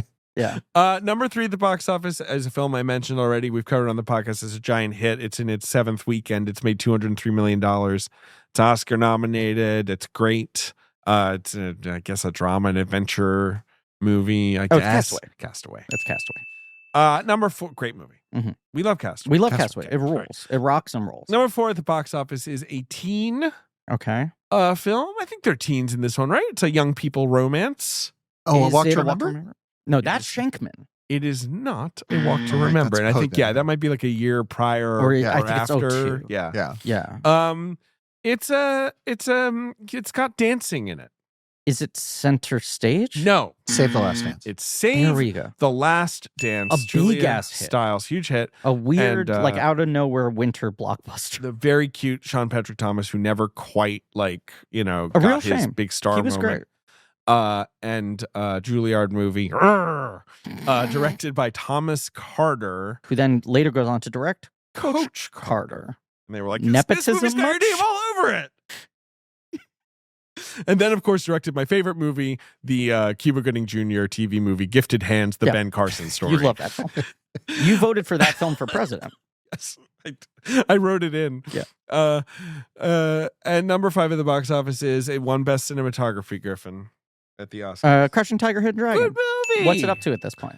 52. God. So it's got a ways to go. Yeah. A crazy run. Emily, We've also got Traffic. Uh-huh. Yeah. What's Head Over Heels? that was Freddie Prinze and Y- Monica Potter? You're correct. Yes, Monica Potter, Freddie Prinze Jr. Yeah. That seems to be about just it. one of those. Yeah. Uh, Emily, we're going to Uh, end this episode abruptly because Ben Finding and I Forrester, Snatch, and Chocolat. have Yeah. to get to an Angton screening for reasons that are hopefully apparent Yes. 6 episodes ago. Sure. Okay, great. I'm Yes. going to do the Emily St. James is available here in like under a minute. I think Do I it. can do it. You I'm can going to do put it. my shoes on while you're doing this. Yeah, Get ready to- so you can find my work everywhere online. I am at Emily St. James on most platforms, mostly Blue Sky and Letterboxd. I am a writer on the TV show Yellow Jackets, which you can find on Paramount Plus with Showtime, which is a very weird way to say we something. We love Paramount Plus with Showtime. My novel Woodworking out in bookstores right now. Apparently, people are buying it and reading it and enjoying it, and I'm so glad of that. My podcast is Podcast Like It's the 2000s, which I co-host with Phil Iscove. When is this episode coming out? Oh, great question. And I can definitely tell you that. October? September? We are either doing best Late direct. August. We're doing best director follow-ups. We're covering the movies that all the best director winners did as follow-ups. So That's we're probably talking about Ron Howard's The Missing. I love this. And I might yeah, message you Missing- about which yeah. movies are available. it's just okay. It's okay. And then finally, you can find my newsletter at episodes.ghost.io. And if you just see me in the street, come up and say hi. I'll shake your hand. You're the best in the biz. You're such an you. important friend in the history of this show. It is always a pleasure to have you on, and it's always fun when an episode comes together. We've weirdly been struggling to find someone for this. Hey. You message us, or we're like late notice. Yeah. I'm in town in a week. Yeah. And we were like, oh, brother. And you went like, I wrote a whole fucking piece on the DI. Yeah. That piece you can find at Colors. Where did they go? At Vox.com. So, yeah. There you go. All of the links will be in the episode Thank description. you. Mhm. Of course, I also just want to do a quick shout out. If anyone is interested in listening to any like very old Appalachian music, like all stuff on 78s, there was a WFMU show called Old Codger with Courtney T. Edison. It's not on anymore, but I'll put a link in the description. You can listen to those back episodes. Really Old good Codger. stuff. Yeah. Mhm. And then I also just want to shout out for anyone who may be interested in contemporary roots Americana music. Check out the music publication No Depression. Hey, and David, blank Yes? check theme, parenthetical Sirens edition, which you heard at the beginning of this episode, was recorded and produced. Not that kind of Sirens. Was recorded and produced by our friend Gabe Barreto and performed by Maggie Feldman, Olivia Ellen Lloyd, and friend of the show, past and future guest Academy Award nominee Amy Irving. Their Spotify profiles are included in the episode description, and we thank them greatly for taking the time to do that very silly thing for us. Yay. Thank you all for listening. Please remember to rate, review, and subscribe. Tune in next week for The Man Who Wasn't There, correct? Yeah, absolutely. And as always, I'm a Dapper Dan man. One fuck, goddammit!